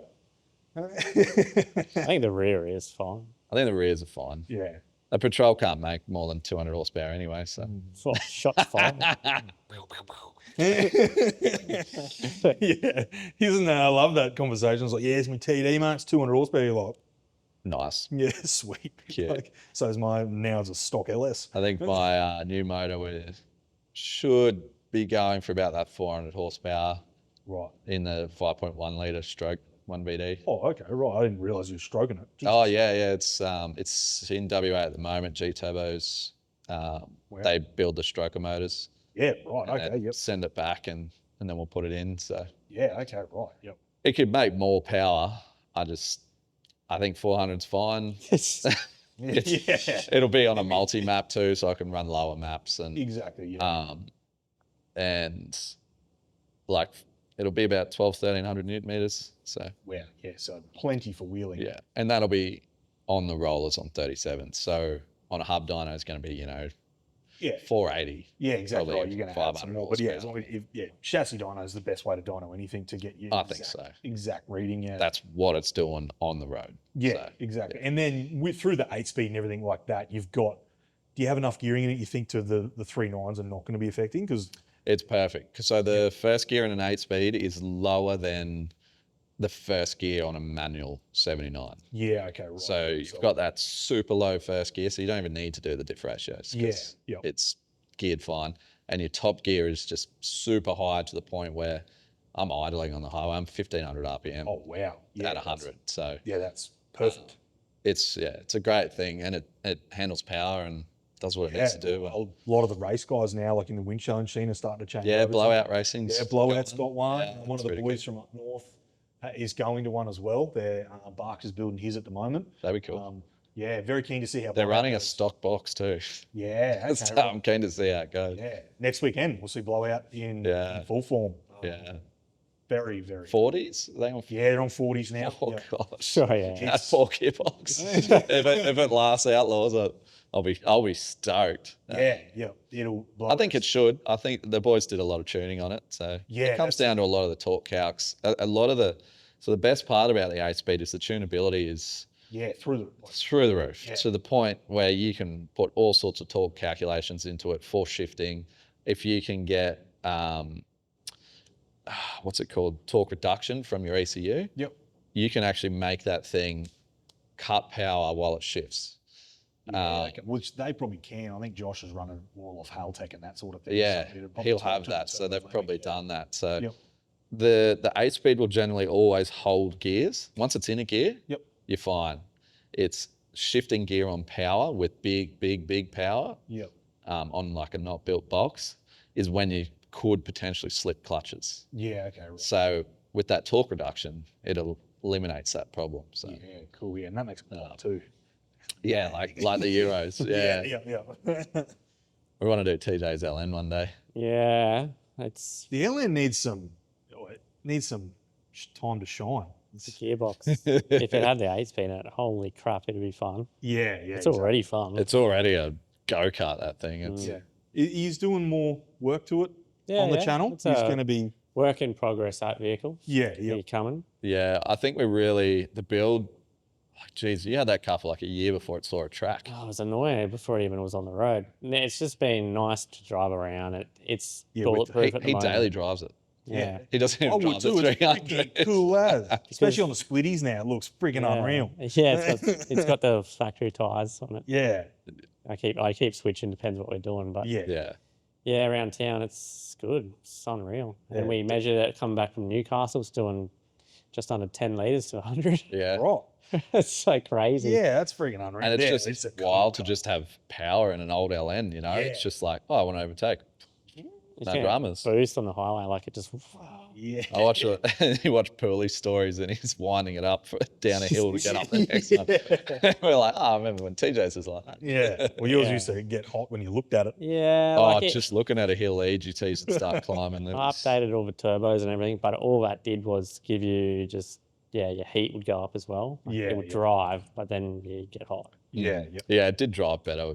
Like, it was definitely. But now the comparison is literally, we're not even trying to drive now is still faster than that at full gate, full heat problems. Yeah. The current one would literally be idling. Yeah. We actually, that's cool. Just saying we didn't bring it to Outlaws last year because you couldn't make it. That's right. Yeah. You come to the shed probably a couple of weeks before and you said, like, I want to, but because you wanted to wheel it at Manor. Wasn't worth trying to get it there. Yeah. Would have had to have radiator fluid and now you can drive the thing around Australia. Right. Very cool car. I love old cars. Like we were chatting the other day on one of the episodes and talking about like you can make like an old LN Hilux to be the most capable full drive ever. Like when they're still leaf spraying or anything like that, and like they're so freaking cool. Like you think back, like looking at like old like surfing videos in America and that sort of thing. Everyone's driving around in surfs and that sort of thing. Like half makes me want to remove because my rear end is just factory coiled. Yep. It makes me want to like leaf convert the rear so it's back to LN stuff. I wouldn't wish for that. But like, you know, how cool would that be? Like, I think it like seeing you like go back to like you've had the MP 300 and then just having that like to the side. I was like, nah, I'm just kicking back and cruising today in the old car. I just love old four drives and that sort of thing. I think it's freaking awesome. The whole retro mod of like old 4s is so cool now. Yeah. Like, there's guys doing It's I can't understand why, but the Patrols seem to be the most engine swapped four-wheel drive of any car. I just don't know why. I don't know. Maybe because Nissan made one good motor and it's friggin' expensive. Yeah. But like Patrols are like a great example of retro mod cars now. They've got LSs in them, Cummins in them, Duramaxes in them, Barras in them. M57, M57, 606, like that. Yeah, there's one for sale actually with a 606 at the moment, and I'm just like, man, like if there's any car that's had the most amount of engines in it, it's a Patrol. Yeah, exactly. I guess that also comes down to they're cheaper to buy, but Toyota. You don't see too many people engine swapping Toyotas. Yeah, but go buy a Toyota engine. You're $56,000. I put the new Hilux motor in my old Hilux. Yeah, That's why it's so cool. Yeah, but again, that's what I find cool when you look at how loyal Toyota customers are. Like you see them going, this VDJ is a piece of crap for the guys that don't like VDJs, and they're like, I want a 1HDT FTE. Like they're just going back to another Toyota motor rather than like us. Like it's Patrol. Like I can remember as long as I can. Like I remember my dad's mate put a 5-litre Como motor in his Patrol comp truck, and I thought it was sick. Like I thought it was common. Yeah, it was huge before the LSs became the in thing, and always like I was like, I want a V8 Patrol. Like when I get older, I want a V8 Patrol, and I've got one now. But like I always just wanted that LS. There was never a the 4.8 does have like a really, really cool following, but no one... That petrol one. Yeah. They do sound cool. They're probably the only decent motors. They're a gargantuan, they are just a big RB. That's what they are. They're just a bigger version of an RB.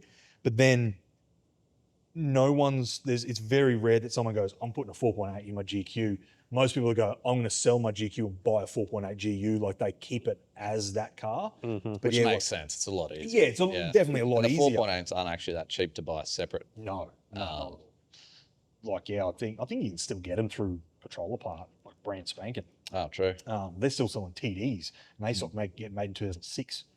So they're finding some warehouse in Japan that's got, what's this brand? Kettles. Or Dubai. Bring them in from Dubai. Yeah, but and that's the thing, you can import 4.8s, but no one's got that loyalty to a Nissan motor like Toyota people do. I'm even putting a Toyota in the 60. Yeah, exactly, Like whether it's, and same with like the street car scene, like you get a Cressida. The first thing you're doing with a Cressida is put a 2J in it or a 1J or something like that. Like there's never like, I'm going to an LS or I'm going to this. Like there is people out there that do it, but there's just Toyota's engine game is amazing apart from everything else. Sucks. Mostly the tech. Yeah. But it's 2025 and they just caught up with the Prado. Yeah, that's exactly right. Yeah. And that's what happened to Nissan. They never caught up. So they the Y62 interiors are horrible, aren't they? Yeah, horrible. Like the Y63 looks better, but it's probably not coming anymore because Nissan's almost, I would assume they're gone. Isn't Honda or something buying? No, they pulled out of them. Oh. So they pulled out of the merger, and Nissan said if they didn't get the merger, Nissan said they've got 12 months left of money. And they're done. I was so hoping for a VTEC Y63. But imagine that revving to 9,000 RPM. They changed it to the GTR motor. It was a 3.5, 3.6 litre V6. Oh, that'd have been cool. Turbo. That'd have been very cool. But that's what everyone said. Like in Australia, everyone got that sort of like V8 because everyone in Australia knows that we all love V8s. We love V8s. My old man always had V8s. Yeah. Fairmont gears and stuff like that. Yeah. But then you see all of like the performance cars where they call the Nissan, the Y63 an Armada in America. They're all like, it's got a GTR motor. I can have a 2,000 horsepower daily driver. Legit. Legit, you could. They're great, mate. There's a reason they're in a GTR. Yeah, exactly right. Yeah, and that sort of, so a lot of people thought it was going to be cool in Dubai and that sort of stuff. But in Australia, everyone's like, nah, on me V8. It was the same with the 300. Like when the 200. They're great motors too. Oh, that's. For out of the box, like power that you don't have to tune or touch, the 300 and the Ford Ranger V6. Yeah. Which is also in the Amaroks. Amazing. Yeah. Like, yeah. just you get in, you put your foot down, thing hammers, it tows like a champion. Like, they're just awesome. Like, even T-Day going from the nab, like. Oh, yeah. Oh, that would have been worlds apart. Yeah, So like it's chalk like and double cheese. the power. Yeah, exactly. Yeah. But Isn't it funny? It went from a 300 to a 300. yeah. Never thought of that. Yeah, true. And P to LC. But yeah, there's a lot of cool cars. But yeah, Toyota just has loyalty to their platform, and Nissans we're all trying to get it. Well, look at my Nissan. Like, I'm getting rid of it's an LS. I'm pulling the Nissan diffs out of it and putting Ford F250 diffs in it, and just getting less and less Nissan, and that's what everyone's doing. Yeah. Essentially, it's but yeah, Toyota's just got that loyalty to its platform. Yeah, I was sort of always a Toyota man from my mini truck days. Yeah, yep. So was TJ at a Hiluxes. We had the same Hilux. Yeah. Yours was I had the facelift, I think. Wasn't yours the 99 shape? Yeah, it was. Yeah. I still don't think I had the 01 shape. Been a cooler, you call it a mini truck, than Nigel Petrie's Hilux. The engineered to slide. Engineered to slide. Yeah, I think it's amazing. Like, it's the coolest car, and he's recently just pulled it out of storage to start working on it. I was going to say I haven't seen it for a while. He I just read the post the other day. He pulled the gearbox out of it, put it into one of his other projects, and then he pulled it out of a shipping container. Had put another gearbox in that car, so he's just like, nah, I'm gonna fix the Hilux up. I'm gonna change it, do a whole bunch of stuff, and then he realised, no, the Hilux is the Hilux. I just need to get it running and take it out and start driving it and doing things in it the way it was always built. Because fantastic fabricator. Oh, massively. Yeah, he's very, very talented. Yeah. Some of the bikes he builds and everything. Like, it's even, I don't know if he still does it, but he was hosting like a fabricator sort of school. Oh, that's cool. Thing. Yeah, he was doing it. It was like a YouTube course. I think it was YouTube or like a live stream course that you paid for, and he taught you how to like TIG weld, tube notching, everything like that. That's so cool. It was, very, very cool. Very, very talented guy. Yeah, I'm still very much just a shed guy. Oh yeah, I'm a garage guy. I don't even have a shed. Yeah, I'm not at that level. No, yeah, it's You need a lot of equipment too to sort of get to that. You do. Like, I've got tube benders and notches and things like that, and God, they make a mess when you're using a tube notcher in your garage. But like, guys, like there's you can buy home lasers now. Yeah, exactly. Or plasmas, sorry. Yeah. But like CNC plasmas that, full computer controlled. And Like, even like a mate of mine's got one of those little arc droids. So you can draw it up in, like, you'll draw it in cardboard, you just put it on it and trace it, and it just records it into the computer and cuts it out on the laser. Wow. You should get one of them, mate. Yeah, that's me. I'm cardboard aided design all day. It's called arc droid. But then you need like a brake press and stuff. Like, I've got a little one that that I use in my press. So I've got a press for pressing bearings and stuff. Yep. But you put this thing in and it folds. Pretty cool. Folds the steel. It's cool, but you can only do a piece that wide. Exactly. Yeah. Like a brake press, you can do sheet metal and stuff like that. So.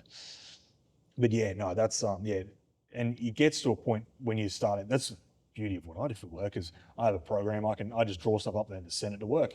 They can make the mess at work and just kind of like when you needed something printed. You're like, oh, Dad, can you print my assignment off at work? Yeah. He prints like steel work, folded, bended, and powder coated. Yeah, it's great. Like, literally, like, I paid for some laser cutting yesterday for the back wall to wall all the cage in, and I was just like, hey, Angus, here's my DXFs, and I'll see that in a couple of weeks. Like, it's super handy to work somewhere as good as Superior where we can do things like that. Yeah.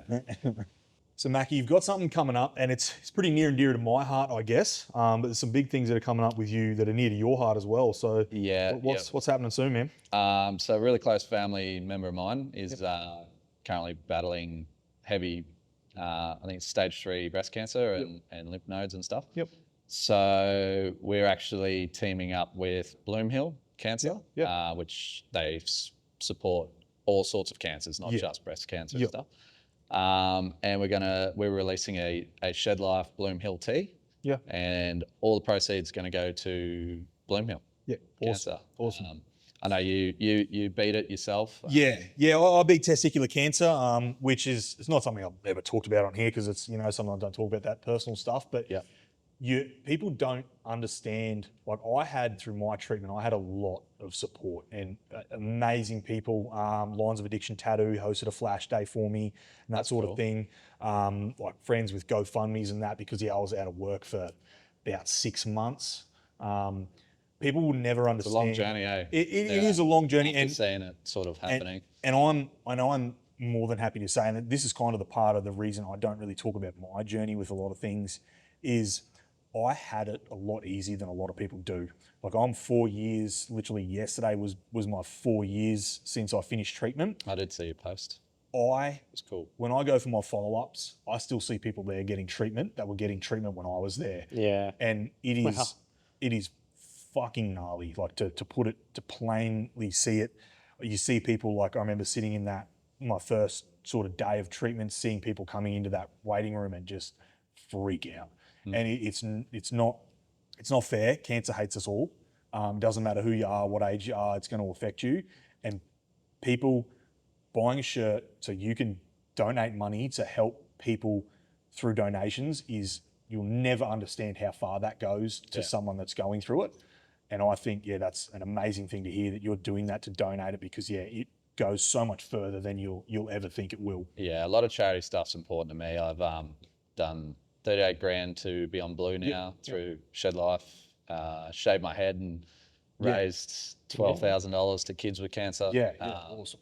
So I just, it's important to me to keep it going and help where I can. So, but this time especially sort of hitting home a bit harder. So it's cool. Shedlife itself will do a big donation as well. So No, it's awesome to hear, because you really don't understand how far that kind of donation goes to, whether it's just helping hospitals make sure they have the right equipment, helping people like when I went through it, we had people give toys to like my kids that were paid for by foundations and things like that. That's really cool. You really don't understand how hard it can hit someone's home, because cancer doesn't just affect the person that's suffering it.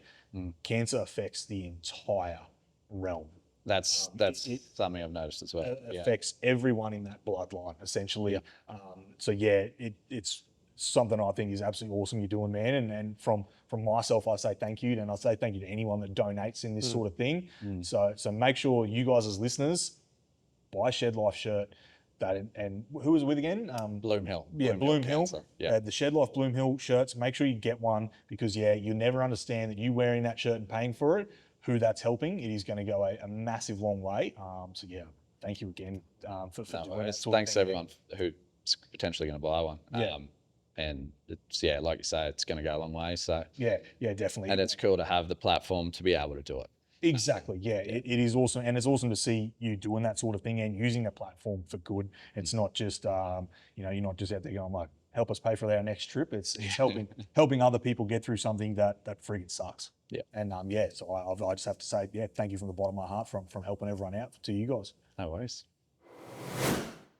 Cruising around like what you guys do, like how much prep work does it go into? Like say looking at a trip like Tassie with the families and everything like that. Like is it months ahead is you going, or is it saying, hey, sorry, babe, I'm ahead of you? That was months, months and months. Even like booking the ferry for vehicles. Yeah, it's true. Some of the big trips, definitely months.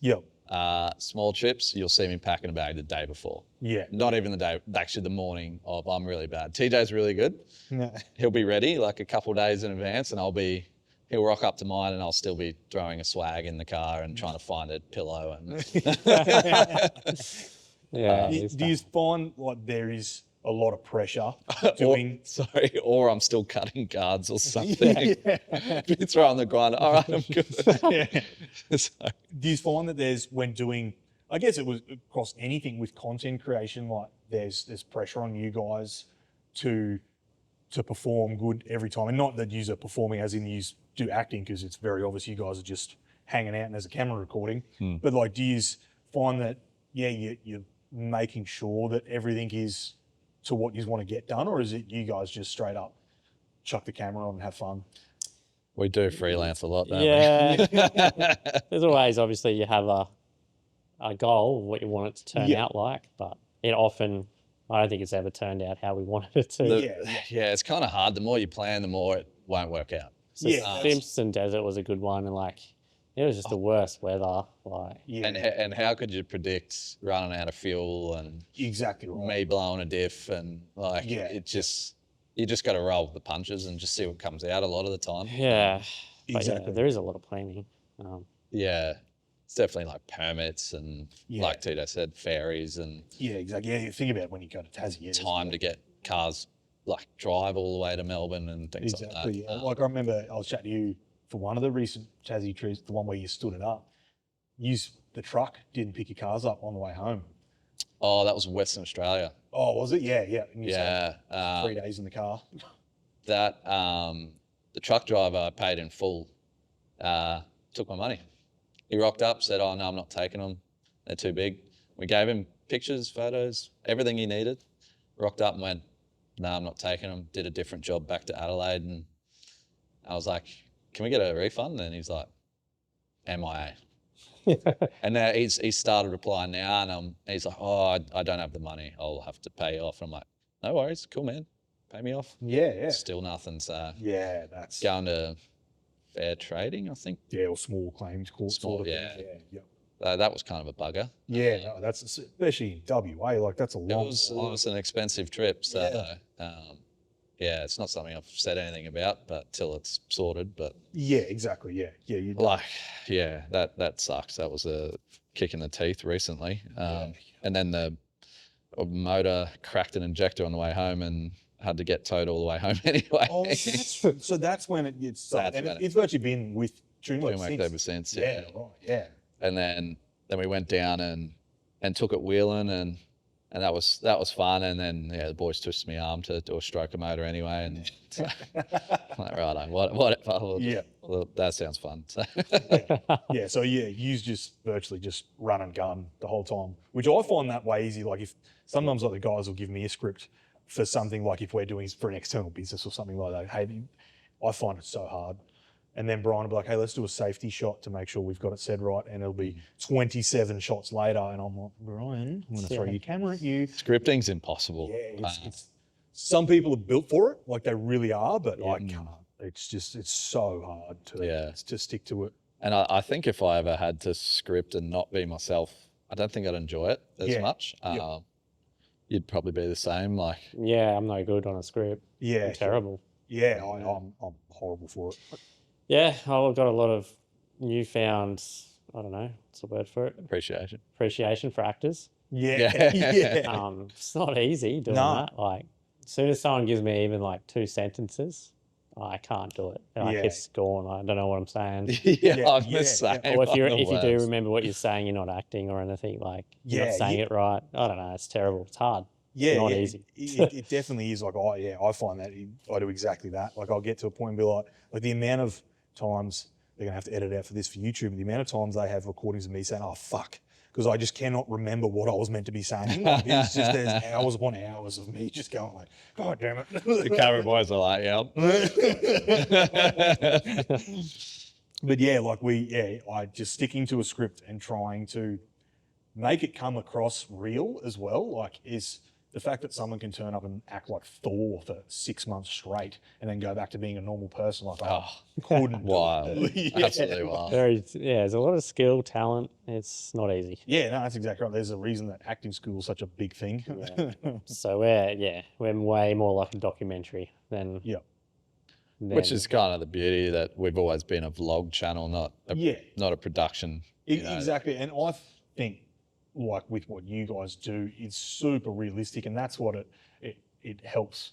Like especially when you get other people on there and you can play off that of like, you get Poolie on there who's just cracking jokes flat out, and that it's so much more real to me as not sitting down and trying to do an explanation of, well, we calculated our fuel wrong and blah, blah, blah. Now we're stuck in the Simpson Desert. Like, you're just like, well, this sucks. Who's driving? I was like, oh, God. Poolie pulls up and beside us and he's like silent for a minute. He's like, anyone set a servo around here? It's like the middle of the desert. Like that makes, like, I think YouTubing and what you guys do amazing is it's just so much more freer and fun content than watching someone trying to sell something all the time. And it's something that like I find it hard when I'm doing it and trying to be professional to where I am selling product, especially for an external business where that's what they want. It's sometimes you're like sort of like, I'm cringing. You're cringing at your own cringe. Yeah, I'm coming across as like a stiff, and like it makes you people look at you different as to like when we post content. Sometimes I'm like, they're just going to see my face and think it's a sales pitch. It's not just going to be a podcast of Mick and Angus bagging me out for things and just having a laugh. Like it sometimes comes across hard. But with you guys, like that's what the best thing with me is. Mrs. comes in, she's like, "What are you watching now?" I was like, "Oh, Mac and TJ put a new video on. Like I'm watching this," and she'll sit down and watch it. My missus, the most city kid. She's from Melbourne, the most city kid you'll ever meet. She gets her toes dirty. She's like, it's like the most city person you'll ever meet. And yeah, she sits down and watches it and laughs along because it's just genuine normal content makes viewing. We're very lucky with our sponsors we work with too. Like we try to keep our sponsorship as low as we can. You guys would know that. And like it comes back to the businesses we work with are so fun. Yeah. You know.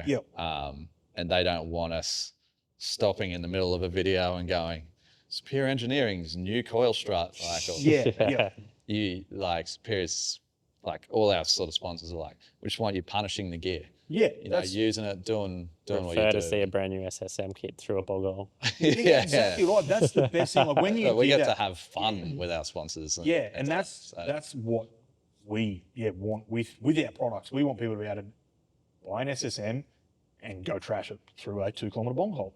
Like it's just doing that sort of stuff makes what we do worth it because we know that we can sell with confidence.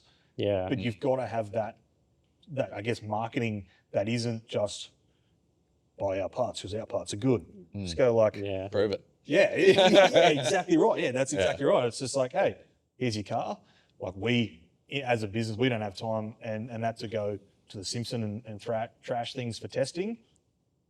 We got 2 guinea pigs. Guilty. But like the Prado was a good example of that too. Yeah, exactly right. Even Harry got to experience that. He rated it. He was very impressed with the suspension, the Prado. Awesome. So and that was from a Prado man. So. Yeah, hey, perfect. That's exactly what did he drive? 150. The 250, my two. Oh, he's got a 150. But he drove the 250 on Fraser. Yeah, right. That app's coming out.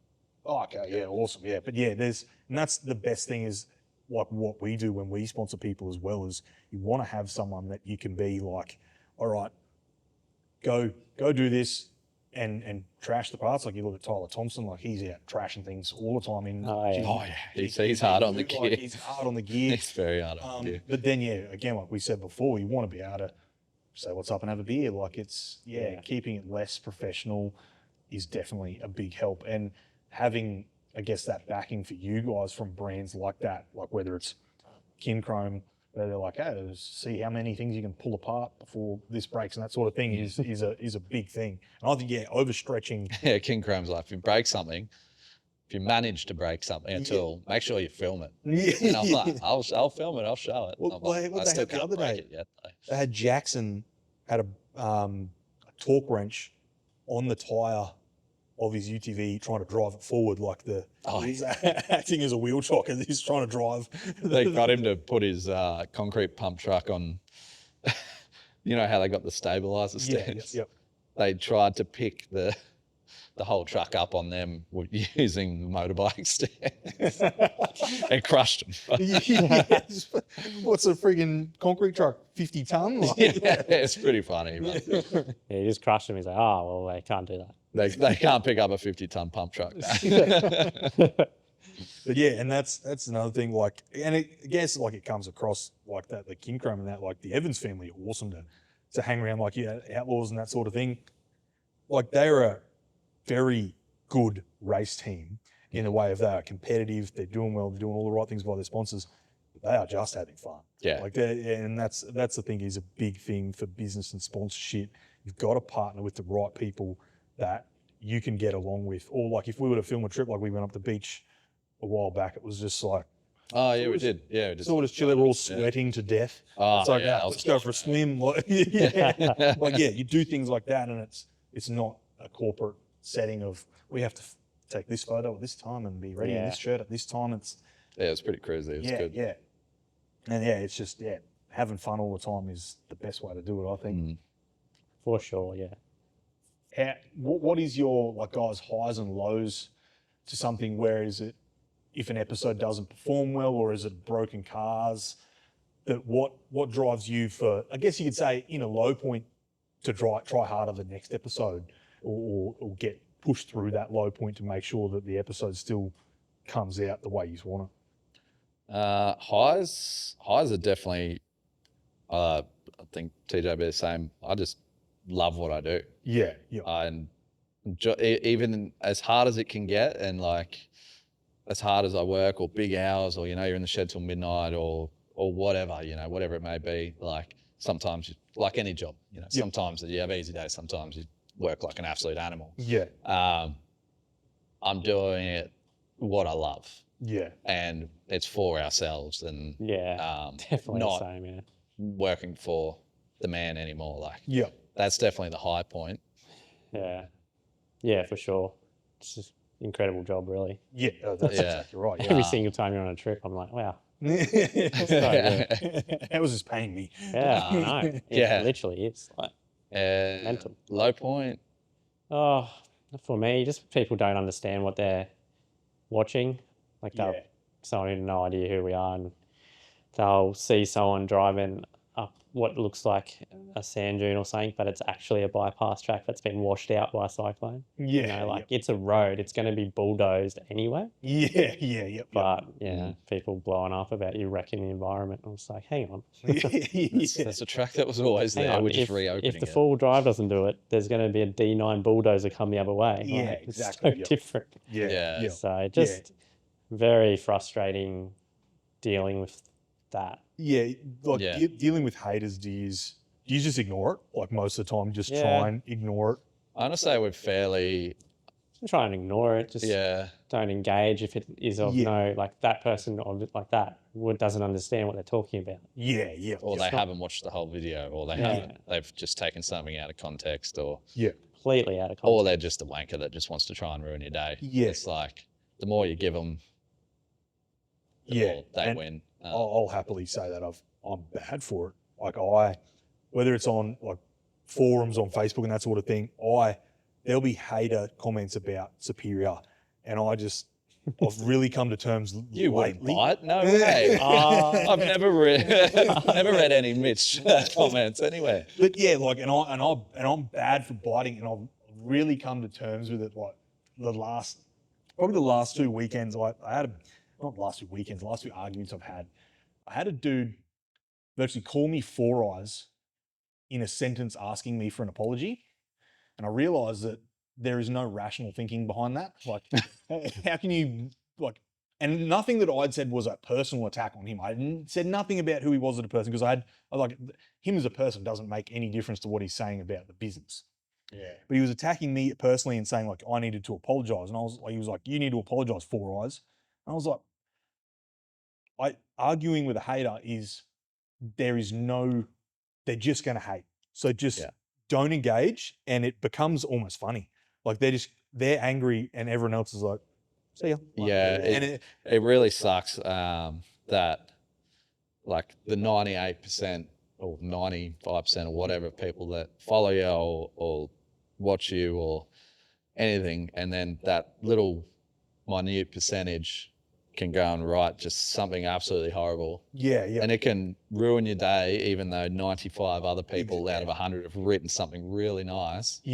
And you've just, it can create a low. But you've just got to go, you know what? I don't care about that guy. I'm helping. Like, I'll get a message from lots of people a lot of the time that I've helped them with mental health and stuff just by creating our videos. Exactly. Or just by writing back to them in the DMs.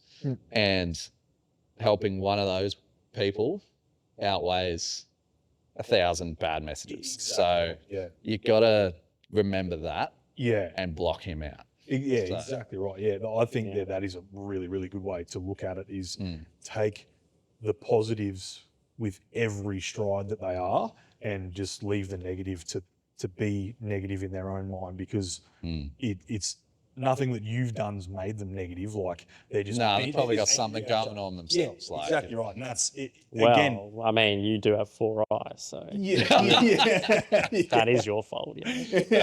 That's heaps your fault. Yeah, but that's like that's like, and that was at that point, like, I was like, okay, like, just don't. And Mick walked past my desk and he said, Mitch, he's like, you're arguing for no reason. He's like, he doesn't want to listen. So just leave it alone. And I was like, you're right. And that's what now I just see things and I get it. up. It's your loyalty. Yeah, that's exactly right. Like, I really do like, and back them up. But like, people can call me cringy all they want. Like, I really, really do love what Superior Engineering is. Yeah. From the products we make to what Mick has built in his from himself. I have a lot of love for the brand. And like, people can call that cringy, but sometimes, like, you see something that people are like, yeah, that's junk. You're like, you don't know, but they're pushing his buttons. Yeah, exactly. Like, but then it's at a point now. It's just I've really come to realize is, you let angry people be angry, it almost becomes funny to just watch them be angry at them, like, within themselves. And it's just like, just let a hater be a hater, and put way more effort into the happy people, and it is so much more positive for everyone. And that's what I think. Is you've got to really show love for the positive people. Is a big 100%, thing. definitely. It's just what have we got planned for the future? Is it just keep on in the trenches and keep going? Want to finish the big builds, my personal cars. So when's TJ's turn for a big build? We just had it. LN. The LN. That's a work in progress over the next few years. So I'm going to do potentially the gearbox, do the 8-speed, and fix all the suspension, because the front's okay, just the back. But if you fix the back, you might as well do more on the front. Yeah. Typical 4-drive, it spirals. So like, it snowballs. Like, I want to do a winch, but I don't want to ruin the front end. So I'm like, mid-mount winch. I'm like, oh, hang on a sec. If I do a floor link, then it's going to be in the way. So I better do the floor link first. Yeah. And it's like, but if you do the floor link in the rear and the front sleeve, might as well do the front suspension. And then it's like, front. But then I can do the winch, and I'm like, then I'll do the gearbox. I don't know. Like, it just snowballs. Forever. I've obviously got the K truck wrapping up, the 60 just starting. And then once all the cars are done, definitely, like, a huge goal is to save up some coin and get 1 or 2 of my cars international. The Cruise, the 79, I don't think is an easy one because of emissions and stuff. No, they just lifted that. No, in the States. You get 1 year.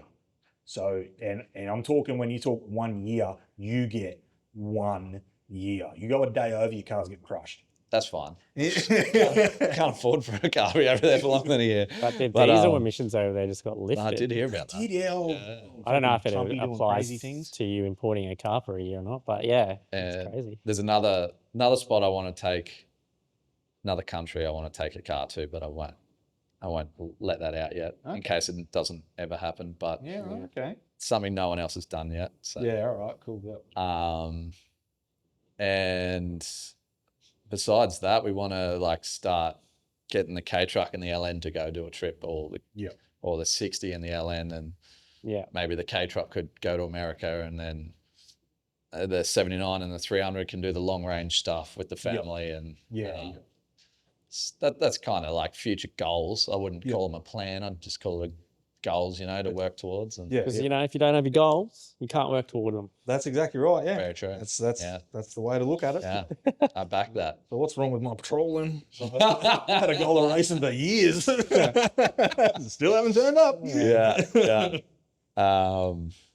And I guess going back to the positive comments, is just want to say massive thanks to everyone who is probably watching this right now and watching all of our content and liking and commenting and engaging, and can't do it without all them people. So. Nah, and we definitely put our all into it. So I really appreciate everyone simply watching, really. Yeah, no, that's it. Yeah, it's good to. I love watching your guys' content and seeing it always progressing and what you're doing, the jokes you're throwing in, and that sort of thing to make different light inside the episodes and that. But yeah, I'm just keen to see you guys keep on crushing it. And Thanks, you, mate. Keep on moving forward. But I guess we'll wrap it up there because I'm sure you guys have got plenty more to do. K-Trucks to build, mate. Yeah. But I guess I will see you next weekend at Outlaws. Yep. We're going to have plenty of fun out there, and I reckon there might be Team Kinchrome coming home with some big novelty checks that they've got printed up. Eden and Macca, go on. But yeah, no, guys, thanks for coming out and having a chat. It's always good to catch up with you whenever it's at the workshop or here. Course. Yeah, always. Anytime. But as for you guys, we'll catch up with you next week. I'm sure you guys are all already subscribed to TJ and Mac's YouTube channel. Make sure you do that. Like and subscribe to all their content because it's always killer. We'll catch up with you guys on the next episode. Let us know in the comments what you want to see and who you want us to catch up with as well. Catch up with you again next week. But thanks for coming out, boys. No worries. Thanks, mate. No worries Thank you. Thanks for coming out, gents.